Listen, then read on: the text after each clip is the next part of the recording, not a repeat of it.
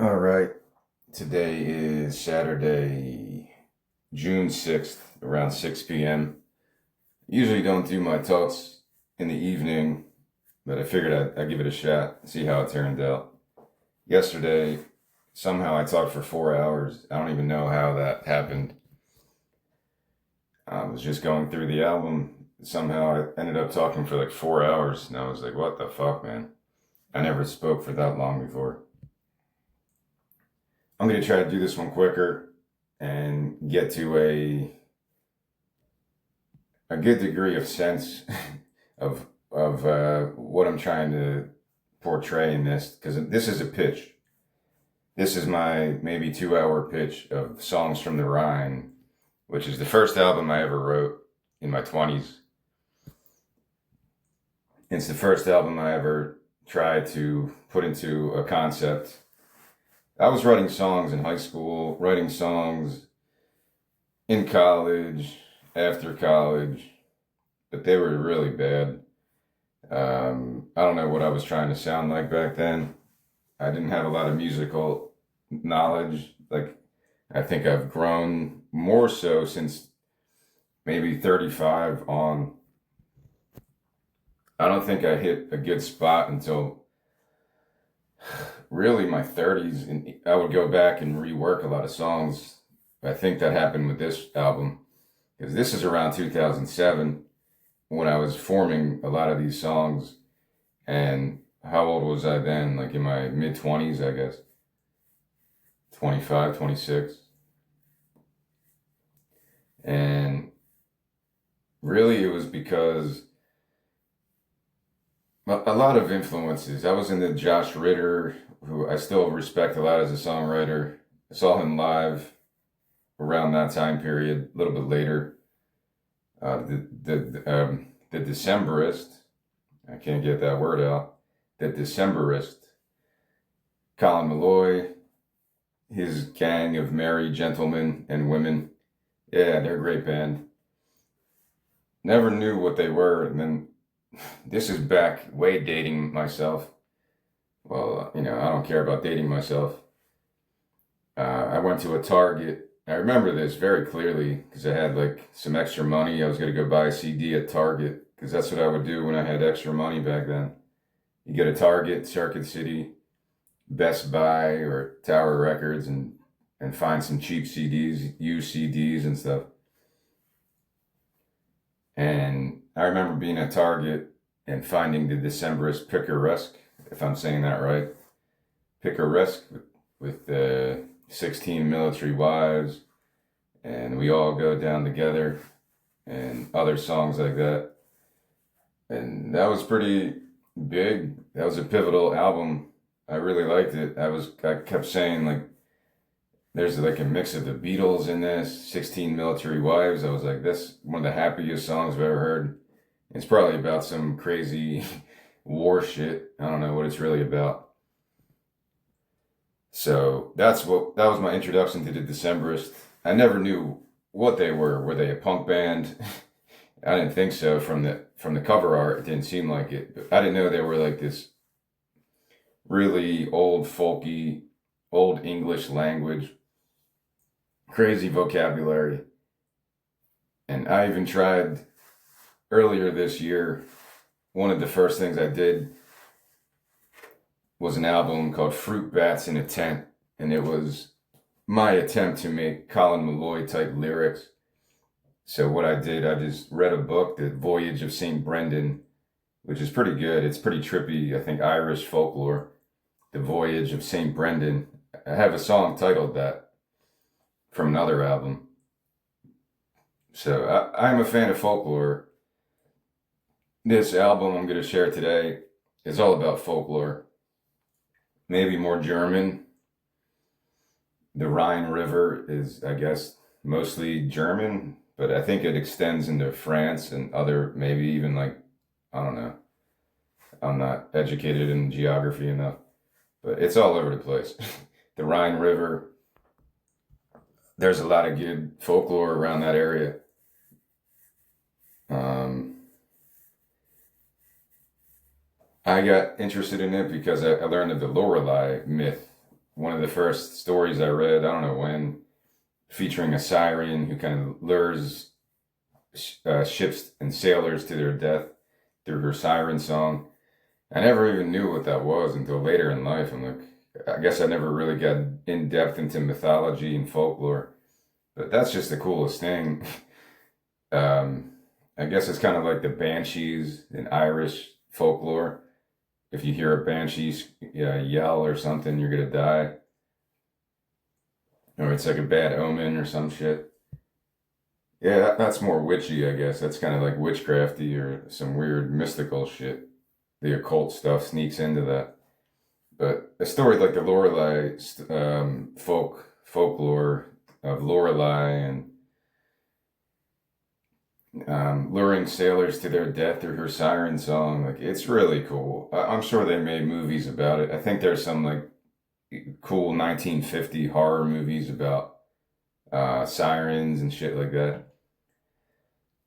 I had an idea to write a screenplay, but I'm not going to talk too much about that. About a modern day siren, like a female folk singer who lures young men to their death after the show.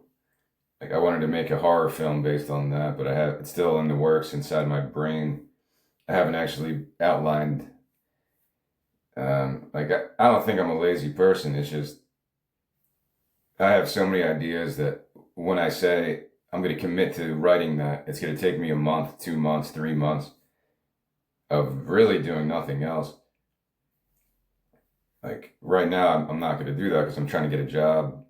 My main priority is moving to the West Coast and getting a job. And I'm not going to, I don't want to say waste my time, but I don't want to put my energy into writing a screenplay right now. So I'm not considering myself lazy because if there was money, I'd be doing it every day. It's just without money, I can't survive. And I need to think about long-term goals in my life right now. A 20-year plan. I never had a 1-year plan, but now I have like a 20-year plan. I don't know what it's going to look like, but it's starting to form in my head more and more. It's pretty much what I did last summer when I tried to do my Kickstarter project. But I don't want to go on all these tangents again. This is going to be like a 7-hour talk. So the Decemberists, let's go back to that since I was talking about the Decemberists, my love for their music. Maybe some of their newer albums I didn't connect to as heavily, but they're still good. But their early stuff is just really, really good stuff, man. Even, what's that one? The King is Dead? Is that what it's called? That's the one with Gillian Welch. And I really like that one. I think people compared Colin Meloy to Morrissey a little bit. Maybe they have a similar tone. I don't know. I never saw a connection, but yeah, it's an influential part of my songwriting life. The early Decemberist albums. I saw them once at the Borgata in Atlantic City. It wasn't the greatest venue, to be honest, but the music was excellent. That was probably over 10 years ago.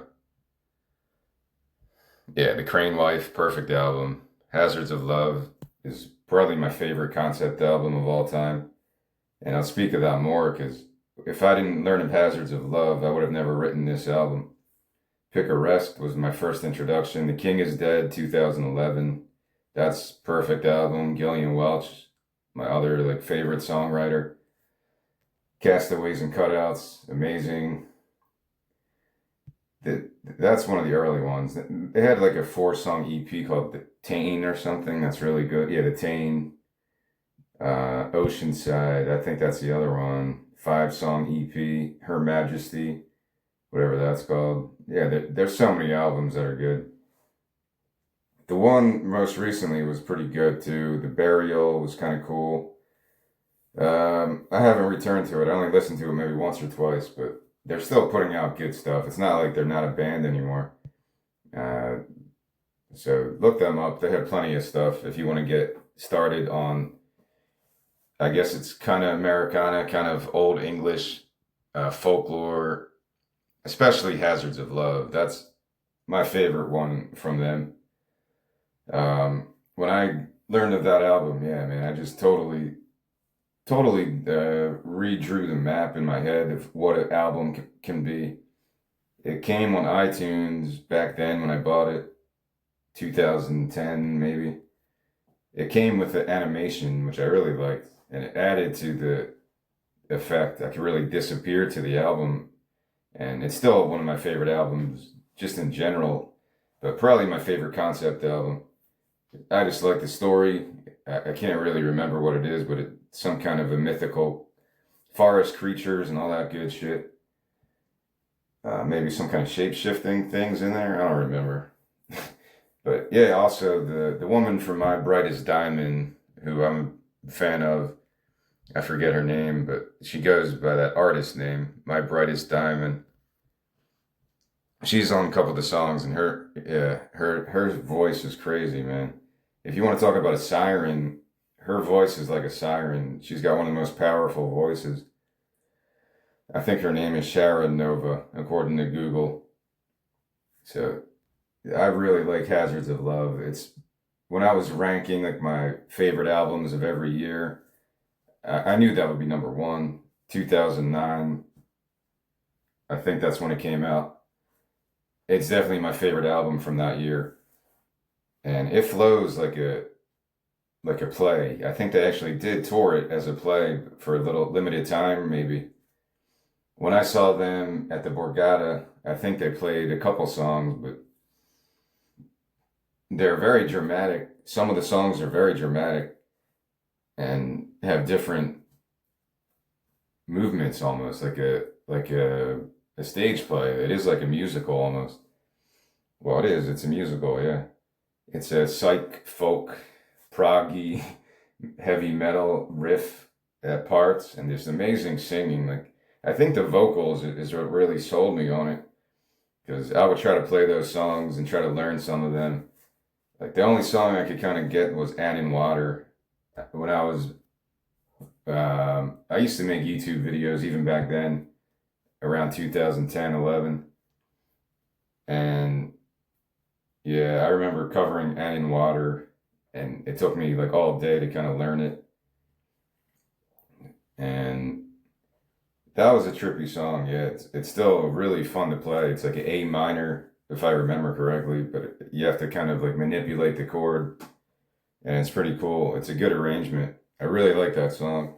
The last song is really cool to play. Very mellow, perfect ending song.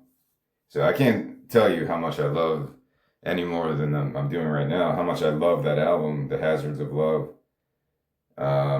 It has that old English quality, and I'm a fan of that because Colin Malloy worked with another woman, another artist. I forget her name. Maybe Cheney, Olivia Cheney, maybe. And they put an album together a little bit later. Yeah, Olivia Cheney, another woman who could be like a siren because she's got a crazy voice, man. English folk singer, pianist, guitarist, harmonium player, songwriter. Yeah, she recorded Alpha Rex. There you go. It's right there as soon as you look her up on Google in 2017 with this the Decemberist. And yeah, that's a perfect album. I really like that old English flavor. There's some staples of like really old English folk songs, and it hits me, man. It has this feel to it because I guess people back then were singing for their lives. Like if you're a musician, it sucks today to be a musician. It's probably tough to make a living as a touring musician. You probably have to tour nonstop and whatever just to, I don't know, just to break even. You hear bad stories like that. That like yesterday I was talking about how art programs get cut when the economy gets bad. And that's kind of like, I think, what musicians have to deal with constantly. My favorite podcast guest or host is Henry Rollins. When he tells stories, like his one book, I forget what it's called, but he just talks about all their touring as a punk rock band. They had no food. they would have to like beg for food or other ways, sleeping on people's floors. I guess that's a common story for a lot of punk bands because the venues didn't give a shit. They probably barely paid these people. I think comedians went through that too in that time period. So for people who are patrons of the arts, yeah, I wish I could do that. I try to do it in my own way. I figured people who are making independent music, because I want to do that too. My whole plan for the next 20 years is to do that as a DIY independent artist who can do, you know, the best I can do with my capabilities. And if I practice and practice, I think I could get more confident in singing because that's not something I have right now. I've never performed. I did an open mic one time in my life. It was probably bad. I covered like a December song. I covered June Hymn or one of those songs. I covered Decemberist, Amy Winehouse. I did one of her songs because she works on acoustic so well. Her songs are really good. And I covered Josh Ritter and Girl in the War. Yeah, that was one of my favorite songs. It still is, but playing that song is really like emotional. And I forget the other one. I think I covered maybe four songs, or Bad Religion. I tried to cover a Bad Religion song. I think so. I forget which one though. Because I like making acoustic versions of punk songs. Um, like, nah, it wasn't Skyscraper. Somebody I knew back then used to cover Skyscraper. That sounded cool acoustic. And Bad Religion does it acoustic too.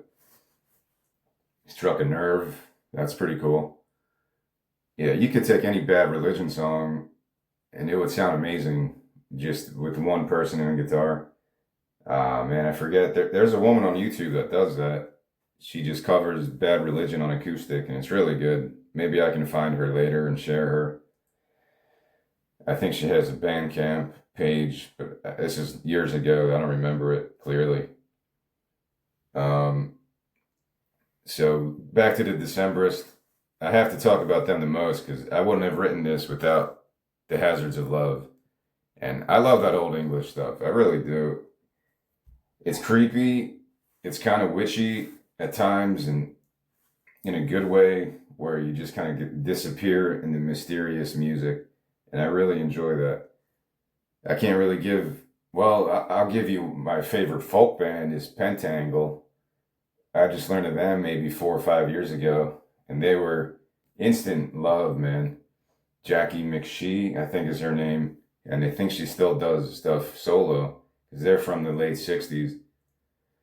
I got so into them, I had to buy every one of their vinyl albums because it was like just the most amazing music I've ever heard. It's been a while since I got back into them because I said it yesterday. I haven't really been listening to music. All my usual habits are kind of broken down right now. Just because I'm trying to make a life change and all the emotional things that come along with that. Will I be able to survive whatever I get a job at? I think I will. I'm a hard-working person. It's just I've been out of work. Well, I had the Amazon job, but that was just seasonal. So before that, I had a job for 11 years, but that kind of disappeared around the COVID times. I would like to just get a job. I don't want to say not using my brain, because, I don't want to just move like bricks back and forth, back and forth. Nothing wrong with that. Maybe I would enjoy. I do enjoy some form of hard labor, but I'm looking for a stable job that could last me for 20 years. A profession like being a barista. I feel like I could do that for 20 years and have something to fall back on if all of my plans go to shit and I can't make money off my art in 5 years from now and just devote myself to that. So it's a weird thing. Right now I'm not listening to music because I have a weird energy going on, and maybe I'll start because I'm doing this, maybe it'll get me interested again. So if you don't know the Decemberists, I would recommend, well, to me, Hazards of Love is my favorite, but maybe it's not like the most Decemberisty album. It's not really acoustic. It's mostly electric and other instruments. And it is like a musical. It is a musical. It's not like a musical. It's a musical. Every song flows to the next song.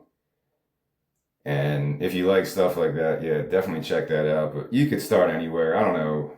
I don't know where I would recommend people start. If you don't know the Decemberists, just start anywhere. Like I started with Picaresque, and then I just made my way backwards over the years.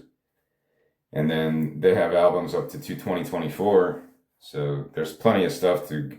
The Crane Wife might be the most accessible. Yeah, maybe the Crane Wife has the most. I don't know, universally accessible songs. They're really good. There's some songs that are kind of long on that. Is it The Island or something? I forget. But it's been a constant influence for me. When the War Came, that song. I remember watching Parks and Recreation years ago, and they had Sons and Daughters on there. I was like, wow, that's cool. That song fits really well in that episode. I remember that clearly. So they got pretty big in terms of like, I don't even know, like they're a Portland band, but I'm sure they tour all over the place. I was lucky to see them that one time in Atlantic City, but I don't know if they're touring as much these days. Maybe just along their territory, the Pacific Northwest. I don't know, but go check it out. Just go listen to the Decemberists. Give them some love because they have a lot of perfect albums, man. I said it. The Crane Wife, perfect album. The Hazards of Love, perfect album. It's probably like my top 10 albums of all time. King is Dead, perfect album. Picaresque, maybe also. Um, yeah, The Engine Driver, fuck, that song is so much fun to play. The Engine Driver, that's a great song. I remember learning those songs because they're perfect for acoustic, a lot of them. And, all right, so according to Reddit, Picaresque, I guess it's 20 years old. Yeah, it came out in 2005, so it's 21 years old. That's crazy. That's crazy. Crane Wife is really good though. Maybe that's what I would recommend. Go to the Crane Wife because it's really good. Um, Maybe it's also like the longest one. I don't know, but just go check out the Decemberist. Whatever you choose, put it on the shuffle playlist. Find a playlist and just see what you like. Um, so the Hazards of Love is the biggest inspiration for this album, Songs from the Rhine, parts 1 and 2. It is a double album. Was I being stupid back then? Oh, my first album is going to be a double album. I'm so full of myself. Nah, because this was all I worked on in terms of like writing songs. I didn't have anything else. Now it's different. I kind of maybe have different ideas in my head at different moments, but back then I was in my early 20s and I didn't know what I was doing. I never knew, I didn't attach any monetary value to making music. I never thought I could make money from it. And I still don't know if I can. But back then it wasn't even like an idea in my head. I'm like, I'm just gonna write songs because I like doing it. I want to get back to that mindset where I'm not worried about am I gonna be able to make money off of this. Back then I was just carefree, living, waving my dick in the wind, as Ween would say. And I would just write songs from time to time and try to learn as much as I could. And the Decemberists, Bright Eyes, yeah, they were the foundation for that type of acoustic music. Bright Eyes, they all have kind of a connection together. Gillian Welch, Decemberist, Bright Eyes, even Conor Oberst. I think they've all kind of collaborated to some degree. Bright Eyes on Casadega. I think Classic Cars. I think Gillian Welch is on that. I think it's a yeah. Yeah, I think it's that one. Yeah, I'm pretty sure. I remember learning that song. That's a fun song to play too. So that was my early foundation. I'm wide awake. It's morning. Everyone loves that one. And for me, I like the first one that got me into Bright Eyes was the what's it called? It's a long title. The one with a bowl of oranges on it. I forget what the album's called now. But even Digital Ash is pretty cool. Um, Casadega, I think that's kind of a perfect album. I don't have any complaints with those. The People's Key was kind of underrated. All right, yeah. My favorite Bright Eyes is Lifted, or The Story is in the Soil. Keep your ear to the ground. Yeah, that's a lot of words in the album title from 2002. So I was just in college or out of college when I learned of this album. It's a long one, but it's really good, man. The Bright Eyes, that type of songwriting experience. It's just natural talent. They write really good songs. The production's really good. So that was my early foundational stuff. I didn't get into Gillian Welch until maybe 2008ish. Later on, I found a Revelator, a Neutral Milk Hotel, and then I kind of just expanded from there. But I'm still a fan. It's not like I don't like these musicians anymore. I would go see them if I could, whenever they come around. If I'm able to, yeah, definitely.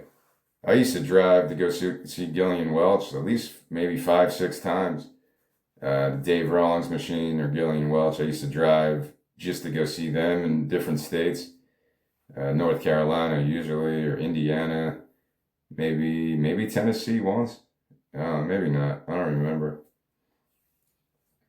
But I know Carborough, North Carolina, the Cat's Cradle with John Paul Jones of Led Zeppelin on mandolin.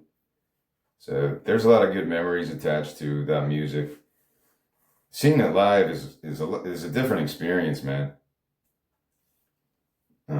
My recommendation with Gillian Welch stuff, David Rawlings, see them live because it will blow your mind more than the albums are just as good. Well, but seeing them live is a different animal, especially for a band like that, musicians like that. Um, so this album, maybe there's some instrumentals, and when I go through the lyrics of the songs, I'll kind of, go a little bit quicker because I probably won't remember a lot of these. These are 20 years old. All of these songs are 20 plus years old. And it does read like a story. So just like Waitress from Mars yesterday, I'm going to read the story first. And it's a little bit longer this time. I would say think of Game of Thrones. If you like Game of Thrones, this would be something that you're interested in. Merlin. If you like stuff like that. I'm going through my preface now, my book. Of course, this is the first chapter of my book. I made a chapter of every album I made, and this is the first one. So I kind of just talk about what I just talked about, the influences and stuff like that. Back in high school, it was mostly punk rock, and Sublime was probably my favorite band back then. Era late 90s, it was hard not to be a Sublime fan. And from that point on, yeah, there's also a connection. Speaking of the Bright Eyes and Gillian Welch, Dave Rawlings, they do. Dave Rawlings has a version of that song by Bright Eyes, Method Acting, which is really cool. If you've never seen Gillian Welch and David Rawlings, look up their Tiny Desk concert from years ago. They did one recently too, so they might have two. They had an album out maybe a year ago, 2 years ago. But yeah, look up their Tiny Desk because he performs his version of Cortez the Killer and Method Acting. It's really good, really interesting arrangement. Um, I guess what I'll do now is just go into the story before I talk about the songs and the lyrics. You know what I'll do because I do remember now. I'm going through my book as I'm talking, trying to think about how to organize this because I don't like to script myself or have an outline. I just want to talk like an idiot for 3 hours. I did mention, yeah, so I mentioned Hazards of Love. I talked about that already. Game of Thrones and Merlin. You're seeing a pattern here of where this album could go. Could it be a movie? Could it be a play, a stage play, a musical? I guess myself, I picture it as like a musical to be able to be done in front of a live audience like that. But that's because it was influenced so much by the Decemberist Hazards of Love, and that's where I see it because of that. But Hazards of Love was a cool enough story that you could make it into a movie, some weird witchy folklore horror movie, and it would work. It would be pretty cool. It's like you could take any grim fairy tale, maybe not all of them, but a lot of them have that appeal if you change it a little bit. There's a creepy factor, there's a mystical factor that I love, the Pan's Labyrinth stuff, and I don't know, I guess even, what's that other one? Um, I can't think of it. Yeah, the one with the fucking lion that's like a Jesus metaphor. That was pretty cool. Lord of the Rings, yeah, you can't forget about that. And other stuff I watched as a kid. I feel bad not. What the hell is that called? They made like at least 3 movies like that. I don't even know how to look it up. The Lion. All right, that's got to be it, right? Yeah, Chronicles of Narnia. I can't believe I couldn't think of that. That's more like a Jesus story, isn't it? I think it's like a very. But there's a lot of metaphors. You could look at the Matrix, like a Jesus story, if you want to. Is there a Jesus connection? That's what I've always heard. There's nothing wrong with that. I'm just saying that's kind of what I connected to. I don't think I watched all these movies, but they were pretty enjoyable. Yeah, all right. The Lion, the Witch, and the Wardrobe is an intentional parallel to Jesus Christ. C.S. Lewis designed the fantasy story as an allegory. The connection between Asian and Jesus centers on forgiveness of sin, substi- substitutionary sacrifice, that's a word, and victory over death. All right. What's the other one I'm thinking of? Or the never ending story that I kind of get those mixed up, I think. There's some similar plot devices in those movies. But I don't know how much of that is in this, but there is a fantasy element, but I'm more concerned with the music than the story, but I think the story is really good. Of course, I didn't write the story until after I put this music together, and well, I never recorded this, but I know how the songs go for the most part because I have recordings of it. I don't know. This story came about over like a decade or so because I never really worked on it. As a story, I never really worked on it. From time to time, I would go back and look at the songs and see if I still like them because it was so early on in my songwriting. And I did it the same way. I would have these long audio recordings of an hour, 2 hours, and then I would have to go in there with some patience and find the cool parts, if there were any cool parts. And apologies to the people I used to live with. I probably annoyed people with that shit. It wasn't all the time, but when I got the urge to write music, I would get kind of in a zone and I would just kind of lose myself in it. I don't do it anymore. Besides, the albums I've written weirdly since I've been in a new location have been really done without any guitar. It was just, how do I hear these songs in my head? And that's fine. I've written songs like that in the past, but it's more fun if you could arrange it with a guitar.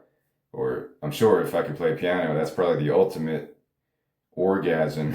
If you can come up with a cool piano arrangement, it probably feels like that. It probably feels really satisfying if you could come up with something original on the piano that could be a catchy pop song. I guess that's why Elton John worked for a while. Him and his partner, the lyrical component, they just wrote really easily accessible songs. Rocket Man. I think Elton John, a lot of people like Brandy Carlisle, who was also somebody I really loved back then, I still enjoy. In 2008, 9, around that period, I got this story and I was like, man, she's got the best voice I've ever heard. And yeah, her voice is still crazy. It's so recognizable. And I was going to say, I think she's a big fan of Elton John, and Joni Mitchell, and like really just some of the best songwriting. Axl Rose was a big Elton John guy, and tons of people.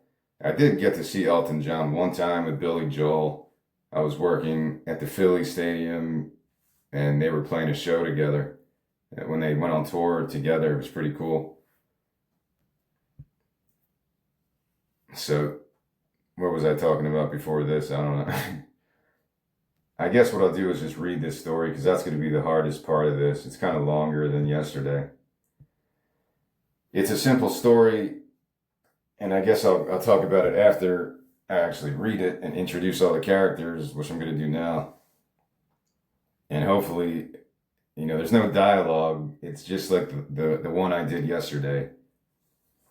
This story is just the simplest way I could describe each scene without making it a screenplay. There's no dialogue of the characters.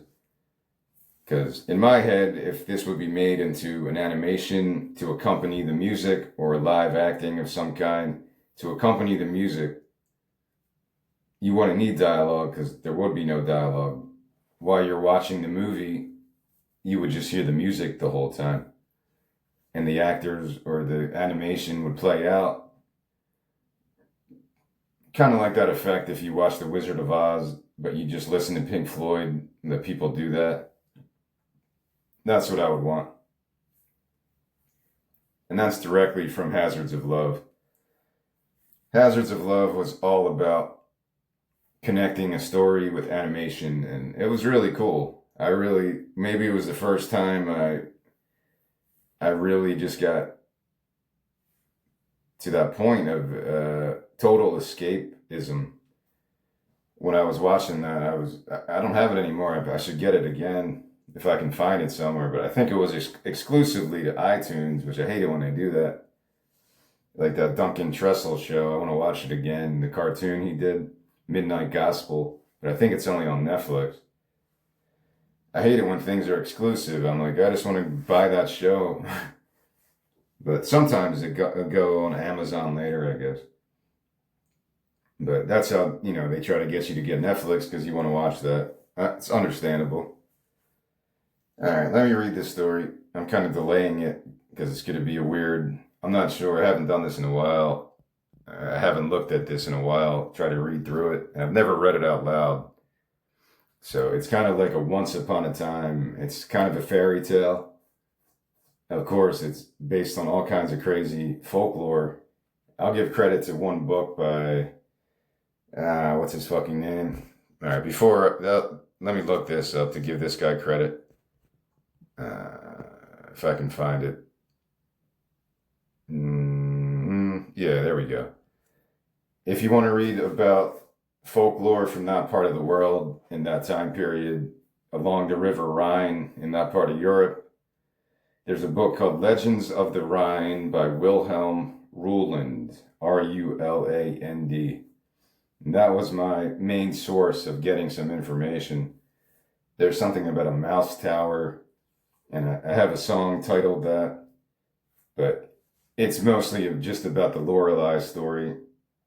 And there's a famous rock or something of that, or a statue, and you can go visit it if you take one of those river cruises, I guess. And that's on the bucket list. I would like to take one of those one day. Just go through that section of Europe, Germany. I guess that's into France and parts like that. I'm going to look that up because now I'm curious. How far does the Rhine River go? Isn't there a Rhone River too? How far? I think there is, and I think the best wine comes from there. I remember learning about that. How far does the Rhine River, not the Delaware River. All right, the Rhine River is 765 miles from its source in the Swiss Alps to the mouth of the North Sea in the Netherlands. So it's pretty crazy. It's pretty crazy, man. And I'm looking at a map now that would be something cool to do at some point. If I could actually make this, that would be really cool to see the inspiration firsthand, because all I'm doing is reading about it. It's like somebody from, I don't know, Turkey learning about, I don't know, Robert Johnson, and then they go visit Mississippi or wherever he was from because they love blues music. Like, that's what the feeling for me would be like that. Because it is a cool part of the world. I go back to my love of nerdy stuff, like the Holy Grail story, Rennes la Chateau in France, I guess, and the Cathars and all that crazy story. Like, I love that stuff. It's because I got interested in when I was like a teenager for some reason. I was playing a video game, Gabriel Knight, and I learned about the Cathars and all this stuff, and it stuck with me up until now. It's where the Pope ordered the army to kill the Cathars because they were like a heathenist denomination, or they had some beliefs that the Catholic Church was like, yeah, not too happy about. And I would like to go to that part of the world. I feel like I'm drawn there for some reason. But yeah, there is a Rhone River, right? Am I just making that up? I don't think so. How long is the Rhone River? Where is the Rhone River? Is that in Europe too? I'm guessing it's around there, but I don't remember.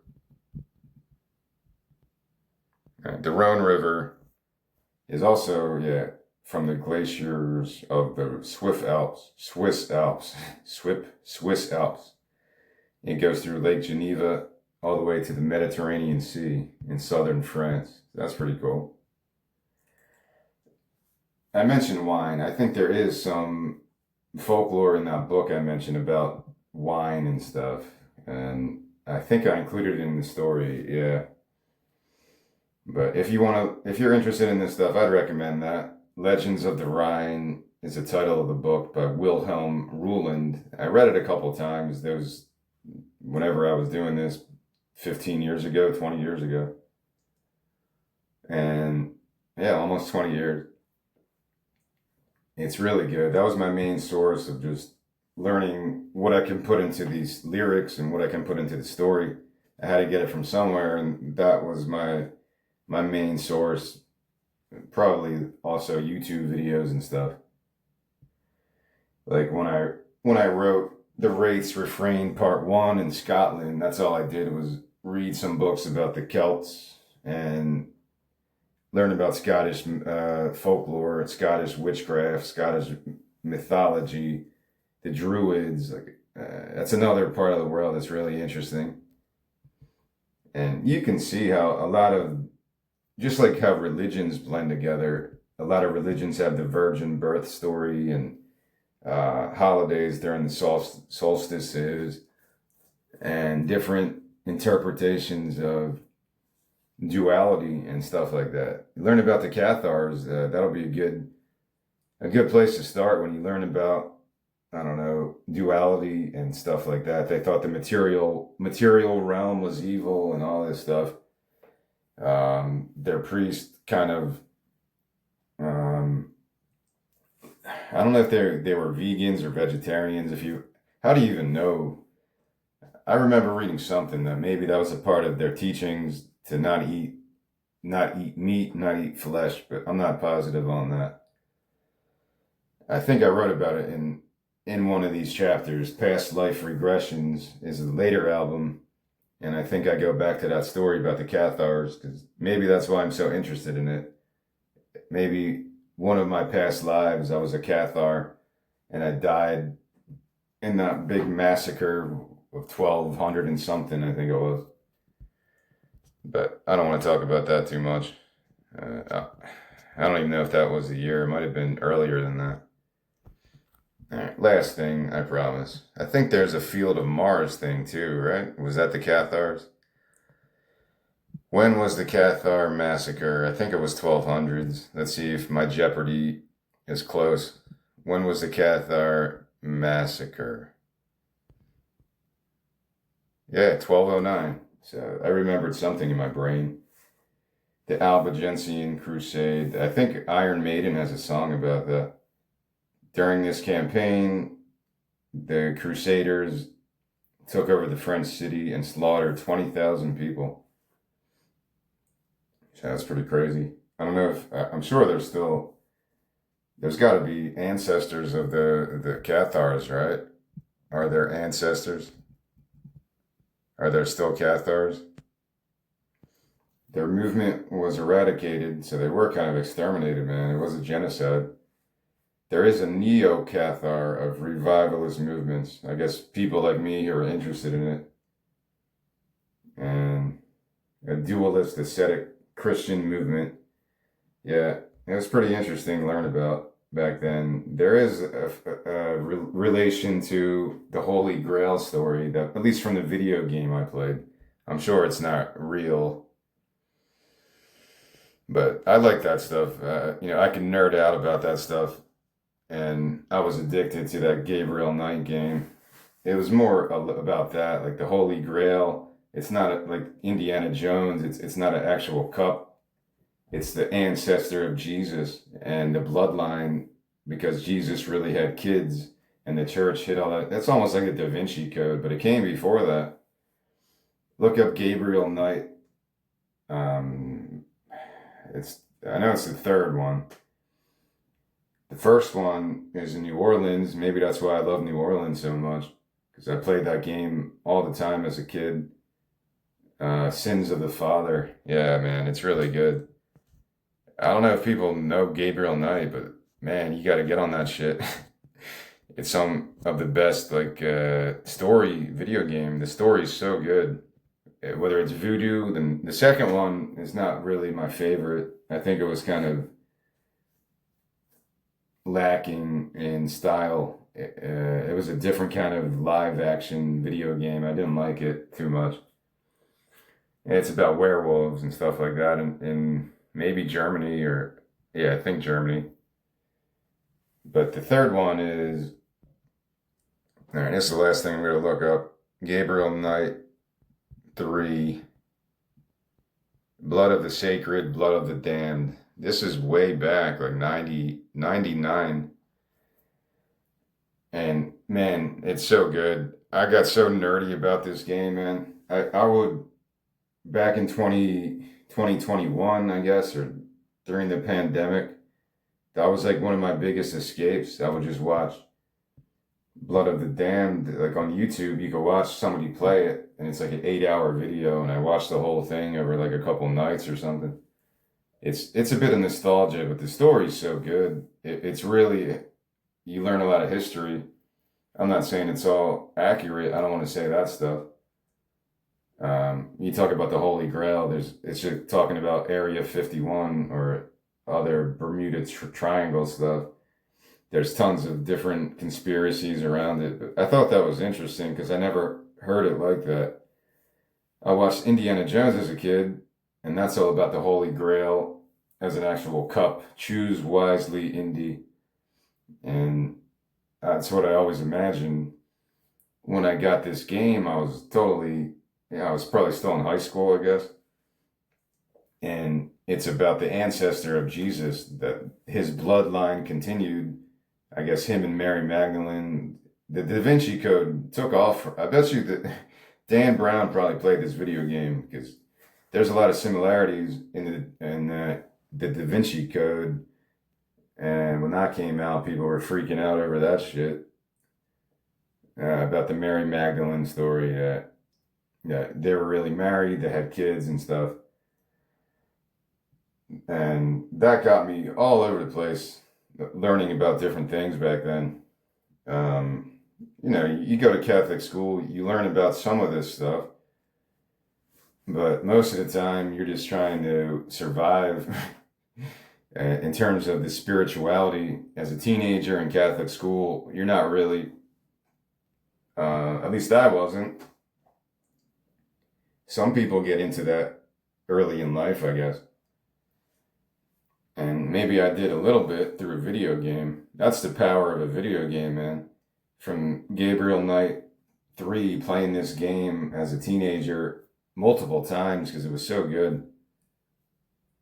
Multiple times I would have to play it. And that led me to so many different conspiracies.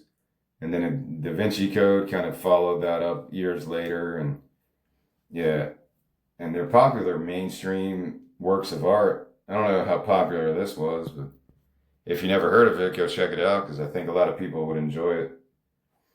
Just from a storyteller perspective, the story's so good. It could just be a book and like a Da Vinci Code. All right, let me read the story now before I go too deep down the rabbit hole. I'm about an hour into this talk. All right, let's begin. One last thing. I named the character Helene, Heline, because there's a flute player on YouTube with that name, and I really like that name. Check her out. Maybe I'll share her channel too, because I haven't really kept up with that channel. But I think she's like from Finland or Sweden, one of those countries. So I like that name a lot. That the main character's name is a female character named Helene. So I was kind of writing from a female perspective a little bit, but there's also like a maniac king in this story. You have to transport yourself back to medieval times right now. If you're a fan of Game of Thrones or Merlin, which was a really underrated show, the show Merlin, go back to that time period in your head because that's where we're going now. I don't want to give an exact year because I don't know, but it's still feudalism, I guess. It's still kings and the peasants. And that's where we're at. Songs from the Rhine, part 1. We're going to start the story. And Helene is born in a cave near the Rhine River, where the rest of her family hides from the old paranoid king, who is on the hunt to kill all newborn children in the village. So right off the bat, it's like the Jesus story, with Herod going through, I forget, is it Egypt? I don't remember. Trying to kill all the firstborn sons. Yeah, that's what I'm going for. Like a crazy king who's so paranoid that he doesn't want anyone to take his power, so he just kills a bunch of people to increase his odds of staying in power, I guess. All right. As the king and his guards approach this cave, a piercing roar from Lorelei, the beautiful and wicked siren of the Rhine, echoes from the river, sending a large wave towards the shore, along with violent hurricane winds, forcing the king to seek cover. The king dies moments later from the storm, while his only son watches over him, pondering how he will use the newfound power of his inherited throne. Back inside the cave, Helene's mother dies from a birthing infection as her family cries over her body. So right off the bat, this could be like a 5-minute scene. I'm condensing this the best I could because the point of this book was not to write a screenplay about this album. It was just to give a general summary of the story in the hopes that somebody would be interested, and then I would go that extra step to actually write this out with dialogue, possibly, but I'm not sure yet. It depends on what it's going to become, because I don't know. So we see that Helene is born in this cave. The king's out to kill everyone, but as he approaches, Lorelai intervenes, and he ends up dying in this violent storm. And now his son takes power, and his son's even crazier than he is. All right, and now Helene's mother is dead. She died during the delivering her. So now we're going to fast forward 6 years. Helene is 6 years old, and she's sleeping peacefully in her father's arms while he rocks her gently by the fireplace and hums a soothing melody. Later that night, she sneaks out of her cottage, skips through the village, and sits by the river, singing with the waves under the moonlight. Lorelai, intrigued by the young girl's innocence and curiosity, recites a spell binding the two together, then dives back underwater just as the mystified Helene spots her disappearing shadow. Helene is now 12, so we're going fast forward through her life. The only thing I wanted to show there was that Lorelai is aware of her. Lorelai saved her life before the king could kill her, and now Lorelai is intrigued by this young girl, but she doesn't want to show herself. So I guess keep that in mind as the story develops. Helene is now 12 years old. I should mention also, each one of these little paragraphs, transitions, is a part of the song. So I think I have maybe 12 on each part, if I remember correctly. And that's what we'll be playing as each song plays. That's what would be on the screen as the music plays. These scenes that I'm describing. So Helene is now 12 years old now in this next transition, and she's playing a flute as her father sings a song about Lorelai, while villagers dance and drink merrily in the square. As they all celebrate, a merchant ship sails near a cliff along the shore, where Lorelai eagerly awaits her new prey. She levitates over the waves in a beautiful glow and sings her seductive siren song. The sailors block their ears, but it's too late, as each one soon jumps into the river, their skin and flesh peeling away, leaving only their skeletons for Lorelai to collect. So that's the other side. We saw the sweet side of Lorelai, but she's also somebody who kills all these people, lures all these people to their death. Helene is now 16 in this next scene, and she's performing near the king's palace with her father in the wealthier part of the kingdom. The king, who is known as the Melancholic King, rides a horse with some of his soldiers past the scene, causing everyone to pause and bow down to him, except for Helene and her father, who had just blindfolded themselves to show off their musicianship and are left unaware of his presence. So remember, this is the new king, the younger king. The old king died, and this is the king's son that took over. And yeah, he's going to be known as the Melancholic King. That's a title of one of the songs as well that I wrote.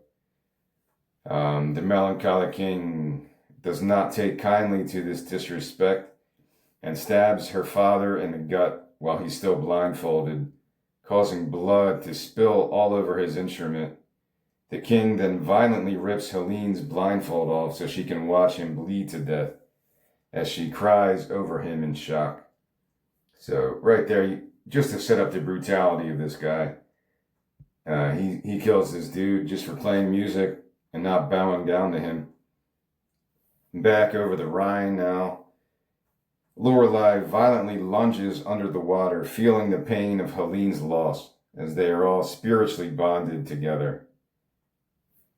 Later that night, Lorelai swims to the surface and finds Helene crying on the shore, where she tries to comfort her by humming a peaceful melody, just as a mother would her child.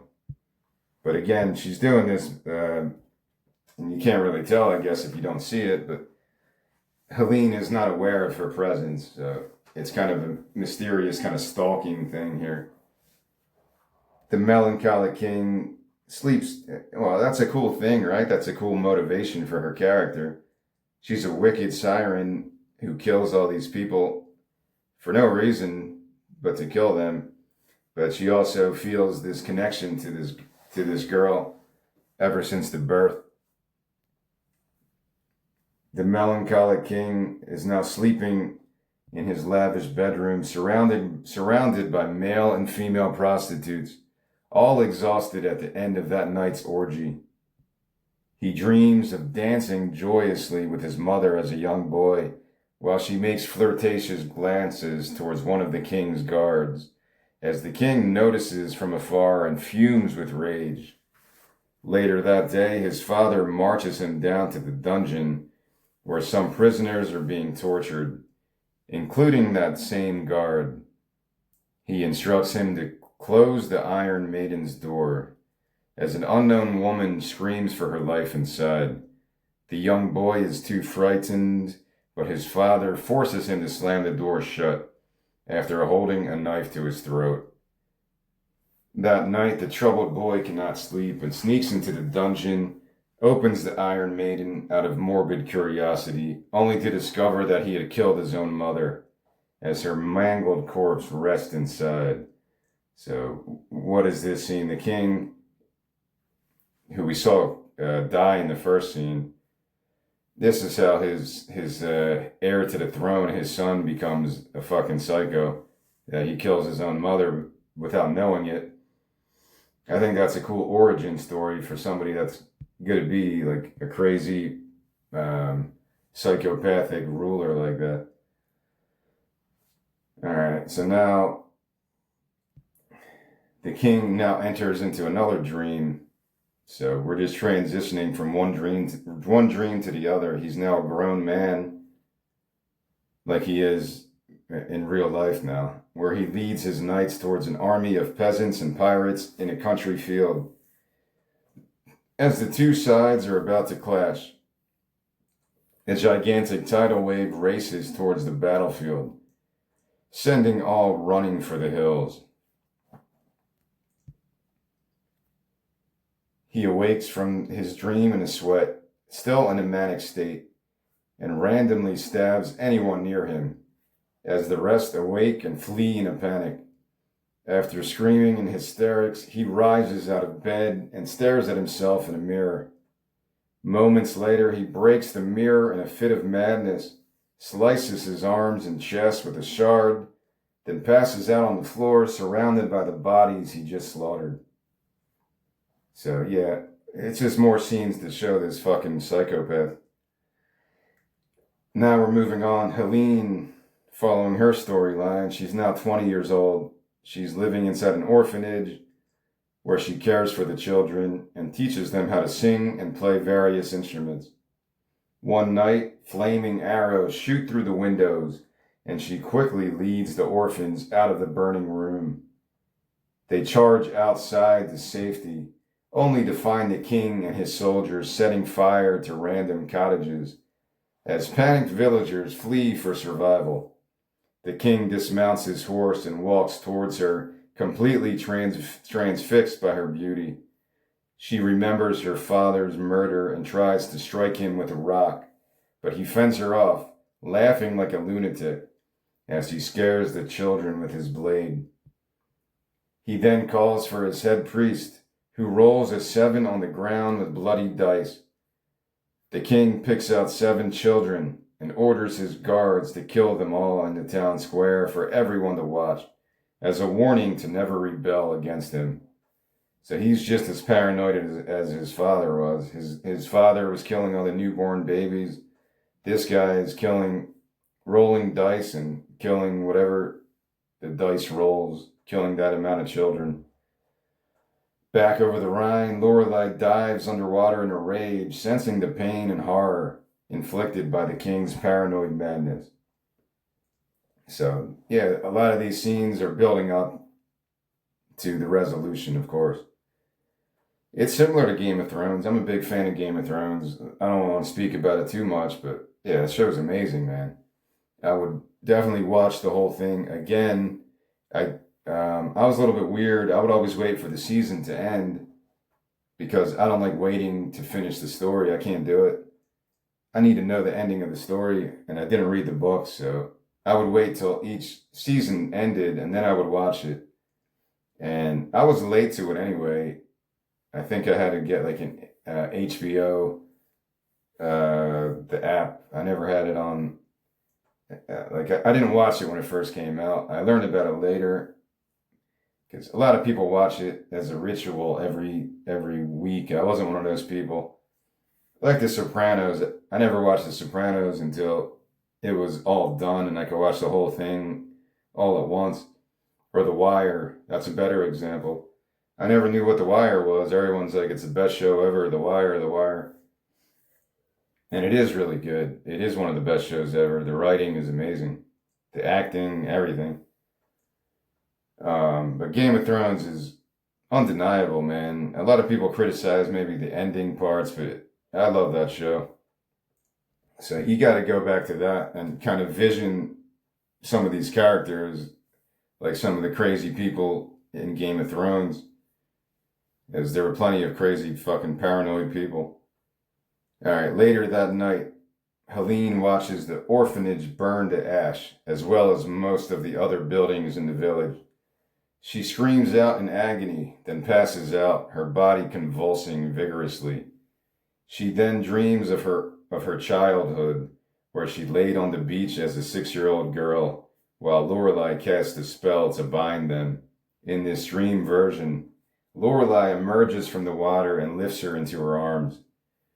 They then descend into the water where 7 Furies light the way for them with glowing wings. When they reach the bottom, the Furies make a bed for Helene to sleep on, while Lorelai floats beside her and hums a peaceful melody, surrounded by the spirits of the 7 slaughtered children, who dance joyfully around them. So just more of a dream thing. Like, I got a lot of dream sequences because, to be honest, I didn't know what scenes to write when I was writing this, and I'm going back to the lyrics and trying to put 2 and 2 together, 1 and 1 together. And I'm like, I don't know what to really put here. What am I going to show on screen during this song? And I'm like, well, another dream works. Because that's what it is. If you go back to a lot of even Shakespeare stuff, and don't ask me about Shakespeare because I'm not going to pretend to know Shakespeare. Yeah, in high school, everyone reads Romeo and Juliet, maybe Hamlet, maybe, what was the other one? Whatever, fucking Macbeth. Like going back, I should have been more interested because I love that stuff about witchcraft in folklore stories like that. And Macbeth is creepy as hell.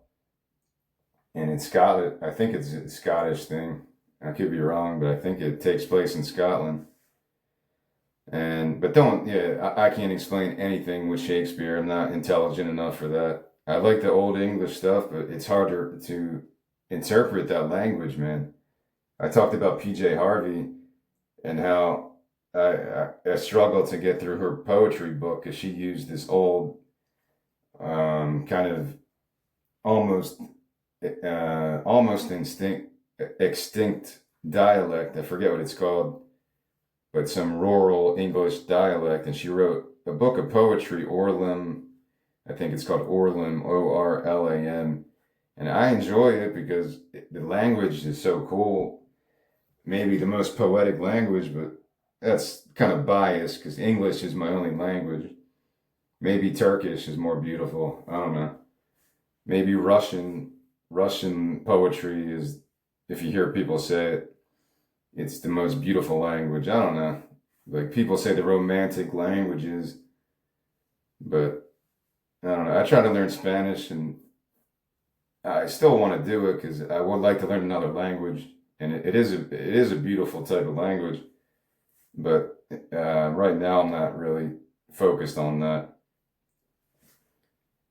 So you could go back to some Shakespearean things, but my version of Shakespeare is Game of Thrones. I'm sure Game of Thrones had some of a you could see some similarities how that show developed because it is that old English type of storyline. It's more fantasy based, but there's some of that in Shakespeare too, I guess. All right, so the next morning, after this horrific moment where the king slaughtered all these children in the town square, Lorelai then, well, Helene dreams of going down into the Rhine, dancing with the dead children. I wanted to make it creepy. She's dancing with like skeletons of these slaughtered children. I wanted to make this whole thing kind of heavy metal. That's dark shit, but that's the truth back then, man. Vlad the Impaler shit. Like that's what I want to relate it to. Vlad the Impaler. I'm getting this from like a recent Joe Rogan podcast, I think. He would just any warring tribes that were trying to attack his kingdom or whatever, he would set up all these like thousands of dead bodies and their heads on stakes. I think there's a movie, some vampire movie that kind of displayed that, and how does it get more heavy metal than that, man? I already had a scene with the Iron Maiden. This is the darkest scene when you're talking about the king killing innocent children just to keep people in line. Like it's the most the darkest that I could get. What gets darker than that? It's a form of genocide, I guess. But I'm getting this from biblical stuff. That was the story that we learned in school. The Herod story. He wanted to kill the firstborn child. That's like the Passover story.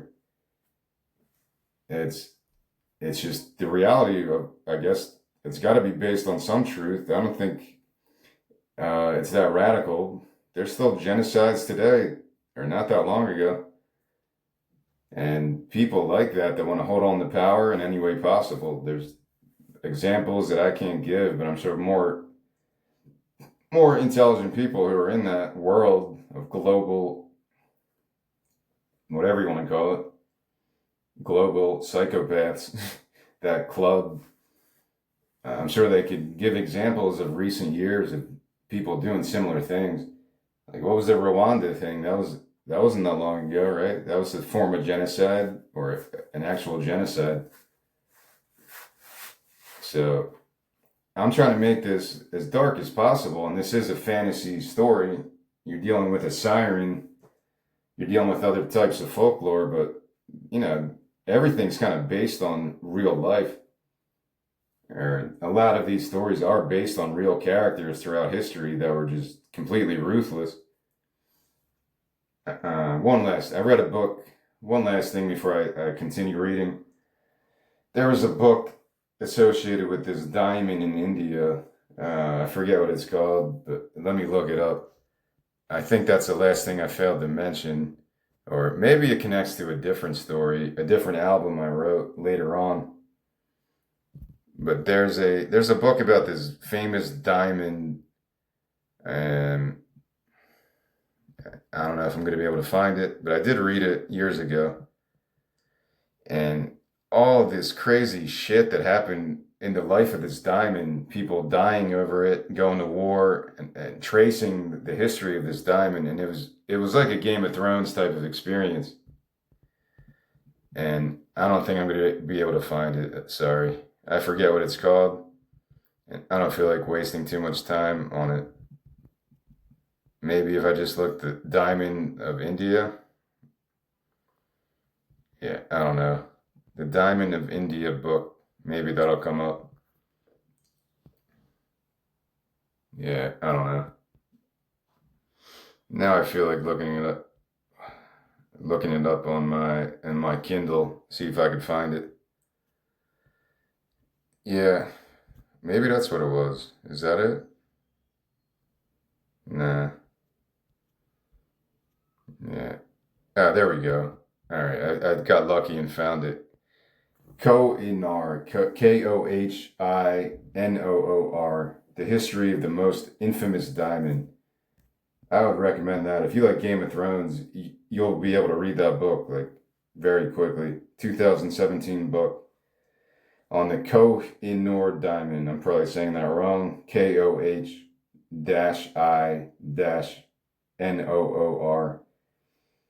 It was written by William Dalrymple and Anita Anand. So go check that out if you like that type of stuff. It reminded me of that movie, The Red Violin, where they followed the violin throughout history up until present day and all the shit that it went through. It's cool when you can kind of retrace history through an object. It gives it a different perspective. Like, it's just a fucking diamond. People are willing to kill each other and have slave labor, blood diamond shit over a fucking diamond. I never understood that shit because it's a status symbol. Like Rolex watches. Like, why the fuck would you spend 10 grand on a watch other than you want people to think you're rich or you want to portray this image of yourself like that? There's no reason to have. I haven't had a watch since like I was in grade school when they had like the old, whatever they were called, those weird, the ones that people wore in the 90s, the kids wore, those weird computerized digital watches. But I don't like jewelry or watches or anything. For most of my life, I never really understood it. To me, all that stuff is a waste of money. Like, even if I got married, I would be like, can we just do this without a wedding, without rings? All that shit is just like such a waste of money. I know it's supposed to be a symbolic union of two families or of two tribes.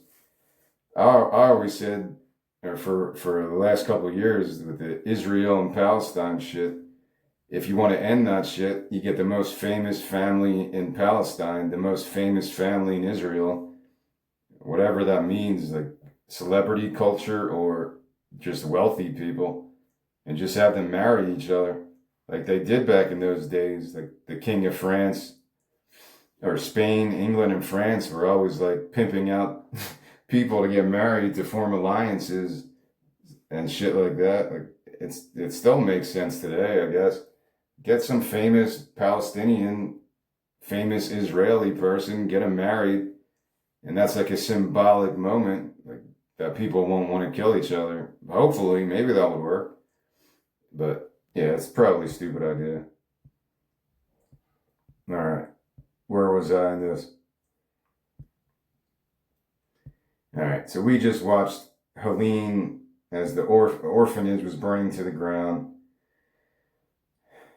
And the next morning, Helene is waking up on the shore, confused at how she got there, as two pirate ships are sailing nearby. We're about to meet another main character named Klaus, Klaus, Klaus. Yeah, I guess that sounds better than Klaus. I needed to pick a German name. That's probably the most German name you can get, I guess. What else? The most prototypical, like, German name, Klaus. I don't even know if it's German. Maybe it's not German. Lorelei is surfacing now, and she's sending most of the pirates to their deaths below as she sings her deadly song. But Klaus is this young pirate, and he's aware of her legend, so he pleads for mercy as she slices a gash in his arm, or he slices a gash in his arm as a blood offering. And Lorelei accepts his blood sacrifice and commands him to defeat the melancholic king and take over his kingdom. And then she safely guides his ship and the remaining pirates back to shore. So now we're setting up the conflict. The melancholic king versus Klaus and his army of pirates. But I don't think it really ends up that way. Klaus and his pirates are walking through the destroyed village, inspecting the carnage and bloodshed from the night before. He grabs his lute and performs a song to send the spirits of the 7 slain children to a peaceful rest. Helene joins with him as she plays her flute, and the two form a quick connection as they dance and sing together to bring some light to the darkness that the king inflicted upon the village. So we're kind of going Disney there. There's some dark shit in Disney movies too, but yeah, this would kind of be a Disney moment. They're kind of playing this song together, and it's a somber song, but they're forming a connection like that. Later that night, the king picks out a woman from a line of sex slaves who appears very similar to Helene, as he cannot get her beauty out of his mind. He then holds another orgy and commands the woman to strangle him as they have sex. She follows his order after some hesitation, and he eventually passes out, only to wake moments later and choke her to death, while everyone else rushes out of the room. Now alone, Lorelei appears to him as a horrifying hallucination in a mirror. The king grabs a knife and launches it towards her in a panicked rage, but her image disappears, while he rolls on the floor laughing like a lunatic. He then slices gashes into his cheeks, taking pleasure from his self-inflicted wounds, then passes out on the floor as one of his priests watches him from the shadows in disgust. So it's just another scene to show the depravity of this guy. The next morning, Klaus and the other pirates gather the villagers together, and they're trying to convince them to go to war against the king. The impoverished villagers, who have nothing left to lose, agree to take up arms and begin training together with the meager weapons they have, as they prepare as best they can for the battle of their lifetime. That night, a missionary packs up his belongings in the quaint village chapel, then sneaks past the sleeping pirates and villagers. I had to make this because I have a song called The Missionary, and I'm like, I have to have a character like that, so I just kind of stuffed that in there, but it works in the story. This missionary is a part of the town, but he's betraying the town now. He's marching into the king's court in the morning, and he's going to inform the king of the impending rebel attack. The king thanks him for the information, then asks him for a blessing. As the missionary splashes holy water onto his forehead, the king hallucinates Lorelei's face on his body, then savagely smashes it with a mallet to the shock of his priests and advisors. He then rises in a maniacal fit and commands his guards to prepare an army to march on the village that night. So for all this guy, this missionary thought he would get some reward, but instead he gets his head smashed in. So let that be a lesson that snitches get, snitches get stitches. But he got his whole face fucking smashed in. It's just reminding me, I never modeled this melancholic king character on anyone in particular. Maybe some horror movies and stuff, villains from over the years that I liked. But I listened to Joe Rogan, I forget which episode, and he's talking about one of the Hussein sons back before the invasion. He was just a psychopath like that. Allegedly, I don't know. I just heard it from that story that was on the podcast. One of the Hussein sons would have parties like that and just command people to get drunk or command people to do this and that. And if you didn't keep the king happy, or he's not the king, he was the son, but if you didn't keep him happy, he had no problem killing people. So it was pretty cool. It was not cool that happened, but when I was hearing those stories, I was like, holy shit, this is like the exact same character that I wrote in The Melancholic King.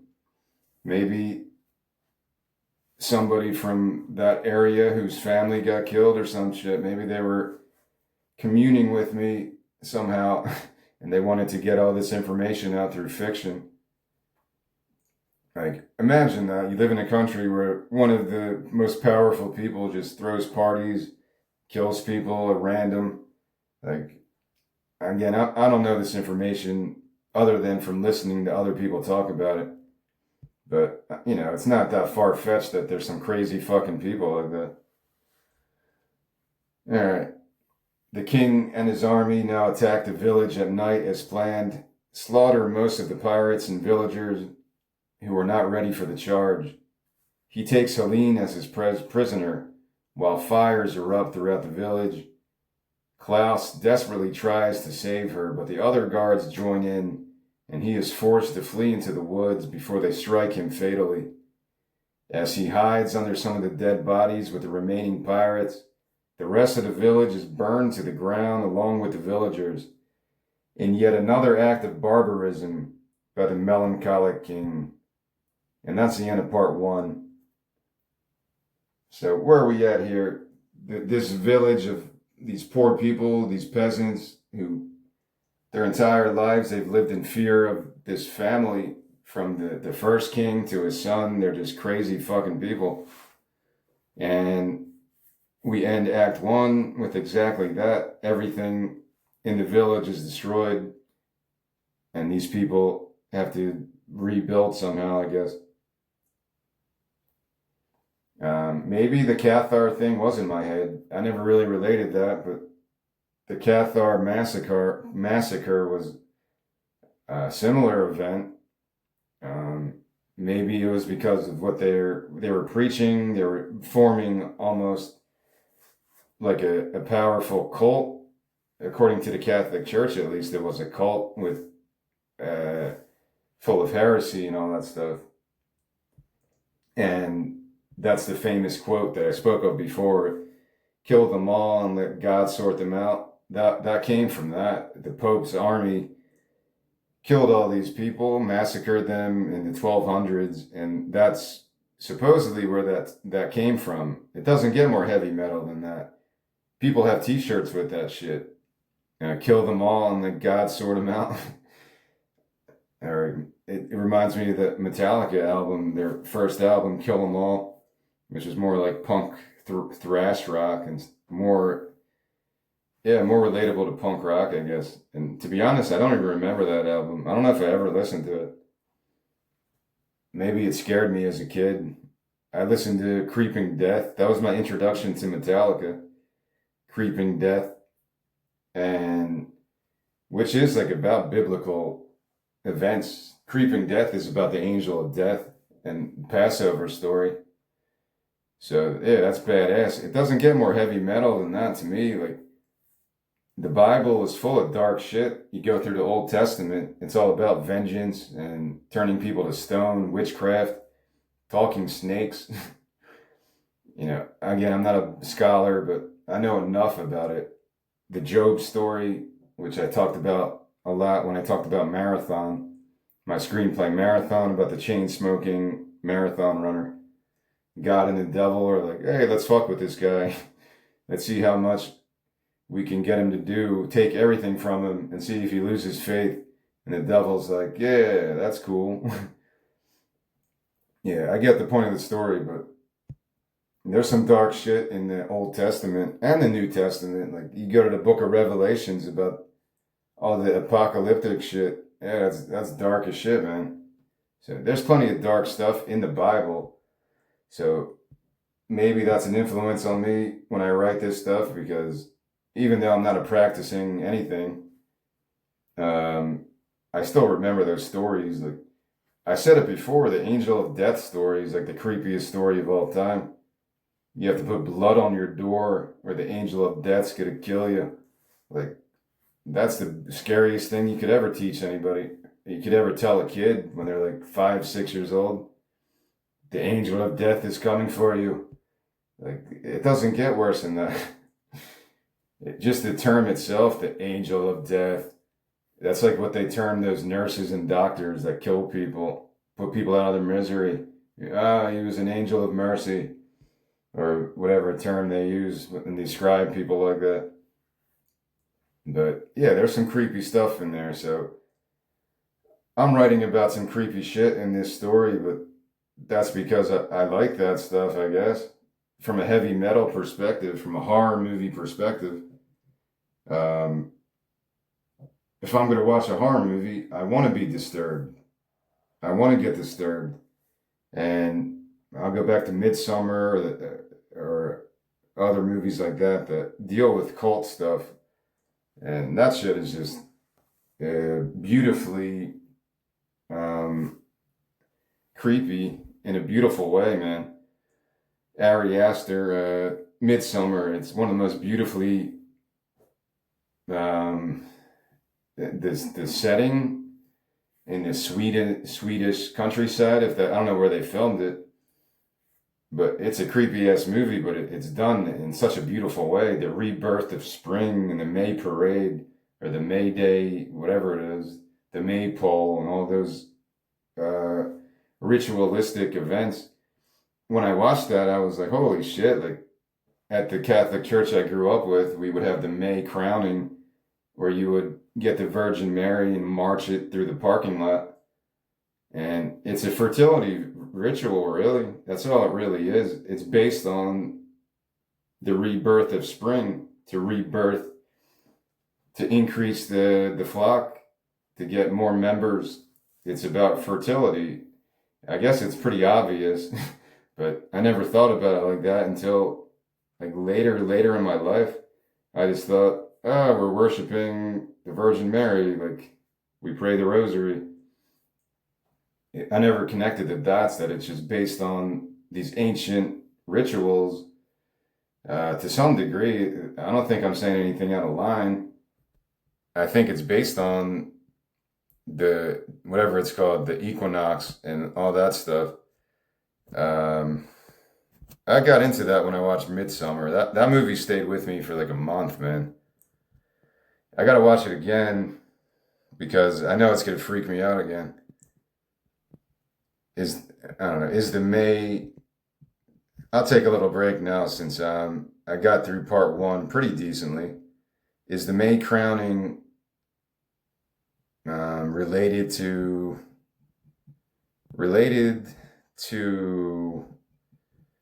I don't know, fertility rituals? Let's see what Google tells me. Oh, holy Google, give me the answer. Well, the Catholic tradition of the May crowning honors the Virgin Mary. Its springtime timing and floral motifs share historical roots with ancient pagan fertility and spring festivals. Yeah, so when I watched that in Midsummer, there's a scene where all these people are dancing around the maypole, and then they crown someone. They put a crown of flowers. Whoever it was, Florence Pugh's character, he was really good in that, and she becomes the May Queen. And you just got to watch the movie. If you never saw Midsummer, you're gonna get freaked out. It's dark as shit, man. And yeah, it's not crazy gory. There are plenty of death scenes. Like right in the beginning, there's like a murder suicide, and it's pretty fucking dark. It gets really dark. That's the word I was thinking of. Beltane is some kind of ancient May Day ritual or to bring in spring. I never thought of it like that because you're growing up the way I did in the suburbs. You never have a harvest. You're not on the farm praying to God to have a good harvest. You don't realize why people had these rituals in the past until later in life. You get your food at the grocery store magically, it just appears there out of nowhere. I'm always going to have food. I just go to the grocery store. There's always food. But you can go back to even like just your grandparents. They probably went through the Depression or some other dark shit.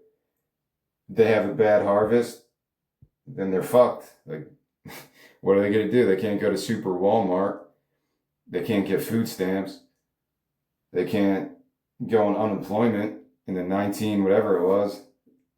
It's a completely different reality. And you realize why those rituals were such a big deal. The harvest before wintertime, the harvest to initiate spring and rebirth.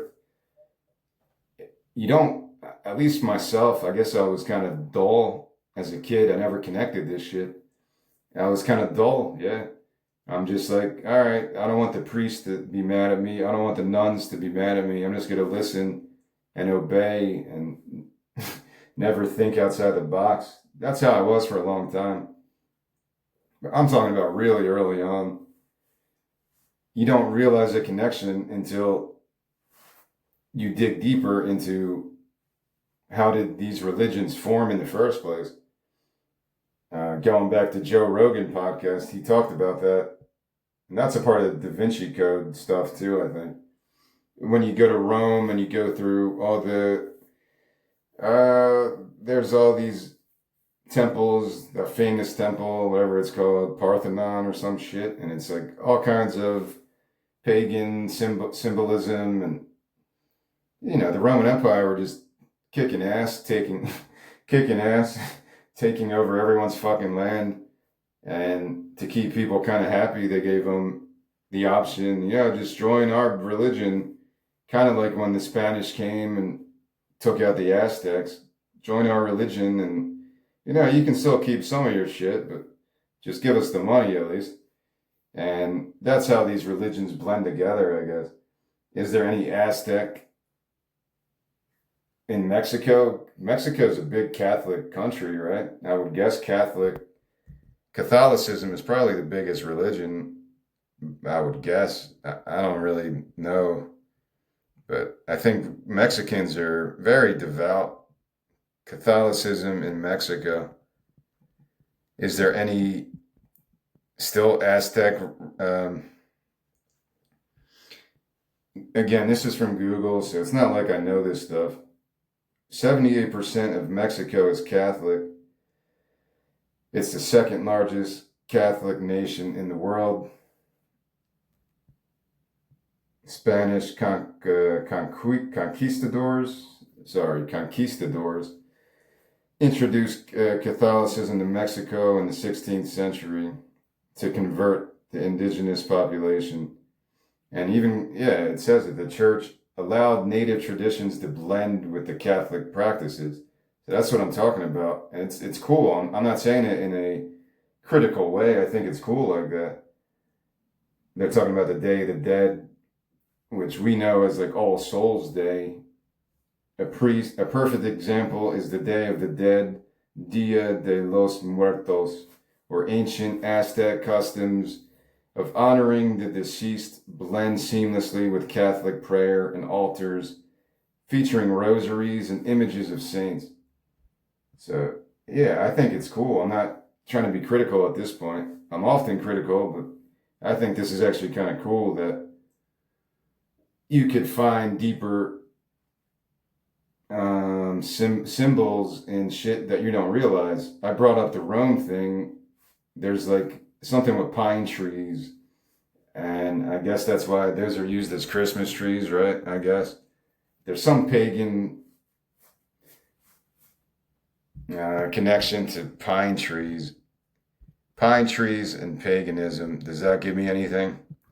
Does that connect any dots? Google pine trees and do I want to say Catholicism or just paganism? Paganism. Let's see if anything comes up. I think there is some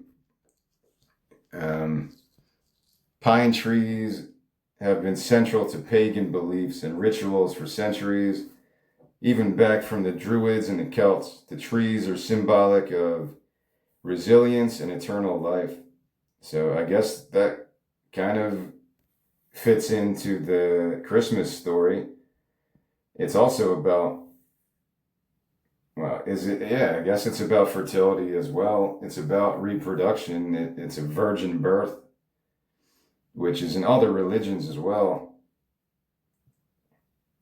Pine trees stay green through even the darkest parts of the year. So they kind of represent the promise of spring returning. So that's cool. Pagans view them as sacred bridges between the earth and the spiritual world. So there's all kinds of shit you could read about, I guess. Yule celebrations, they talk about the winter solstice, I'm saying this. I'm just reading from Google right now, so it's usually pretty reliable, but they're just getting it from other places, from Wikipedia. So if people are like professors of theology, yeah, I'm sure I'm missing a lot of connections here. Pine cones are used in magical practices. All right, sure. To attract health, longevity, and wealth. Those are pine cones. A common tradition involves writing wishes on a piece of paper. I don't even know what religion does this though, or where this came from. Tucking the paper into a pine cone and burning it during Yule to release intentions. I've kind of heard about that. That's kind of like Burning Man. That's the Wicker Man. You make a sacrifice like that to get rid of, kind of like a New Year resolution. You become a different person, a cleansing of your past, whatever your past regrets or flaws and failings. I feel like the Wicker Man, which I still haven't watched, and Burning Man, they do that. I think people actually have a big fire and they write stuff down on paper, either as a release of some kind of a burden. But I've never been to Burning Man, so I'm not sure about that. But this stuff is interesting to me because if you don't grow up religious, you don't see any connections because you never got immersed in that world. But when you grow up and you go to Catholic school, you notice some of the stuff as you get older in life. And it's interesting to put those connections together. Just like I was talking about playing that video game, you never know where it's going to come from. You never know where inspiration will hit you like that. Like, holy shit, I never understood that. You listen to a song when you're a kid or watch a movie as a kid and then you watch it as a teenager or as an adult and you notice everything that you didn't notice as a kid. And that's kind of what Midsummer did. I watched Midsummer like in 2020 around that time. So I was like 40 years old and I'm like, holy shit. That whole time we were doing that shit, it was just fertility to get a better harvest or to like Rosemary's Baby shit to increase the fertility. I don't know how the virgin birth plays a part in that. Why did it have to be a virgin birth? I don't understand because they wanted to make her like a holy story. I don't understand that part of it. Why was it a virgin birth? Did it come from something else? I remember watching something, but the virgin birth is seen as necessary in order for Jesus to be divine and fully human. So, yeah, you're getting real cryptic with stuff like that. Uniting divinity and humanity. Being born of a human mother made Jesus fully human, while being conceived by the Holy Spirit made him also God. So, but I want to say that this came from a different tradition. Maybe it was Egyptian. Where did the virgin birth originate? And this will be the last thing I look up, where did the virgin birth, I want to say it was the Egyptian, in their mythology, there was a story like that. Just like all these different traditions have flood myths. So there must be some truth to some of this stuff. Where did the virgin story come from? Or originate? Maybe that'll get me a better result. The story of the virgin birth. So they're talking about the Gospel of Matthew in the New Testament. That's not really what I'm looking for, though.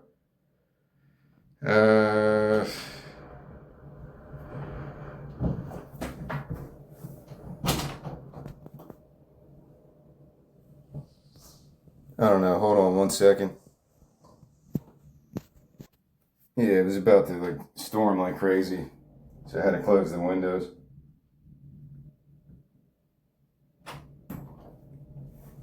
All right, what the hell was I talking about? Yeah, I feel like it came from a different religion though. Um,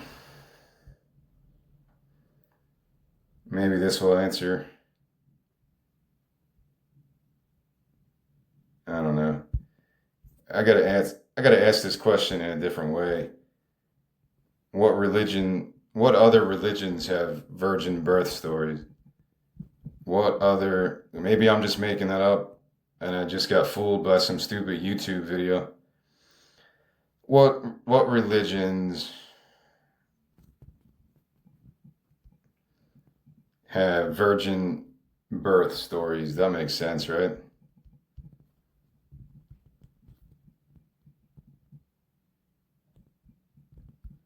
Because, it was one of those YouTube videos I watched a long time ago. Virgin birth stories, Parthen, Parthenogenesis features heavily in traditions of Christianity, Islam. They also appear in Buddhism and Hinduism and other ancient mythologies. Maybe I'm wrong about the Egyptian thing then. The virgin birth is an article of faith in Islam as well. In Buddhism, there's also a story like that. Queen Maya, the mother of the historical Buddha. So, also in Hinduism, there's a similar story. Indigenous folklore. So, even Native Americans had similar stories, according to Google. Again, this is from Wikipedia. So, I'm always weird about going in depth about stuff like this because who the hell knows?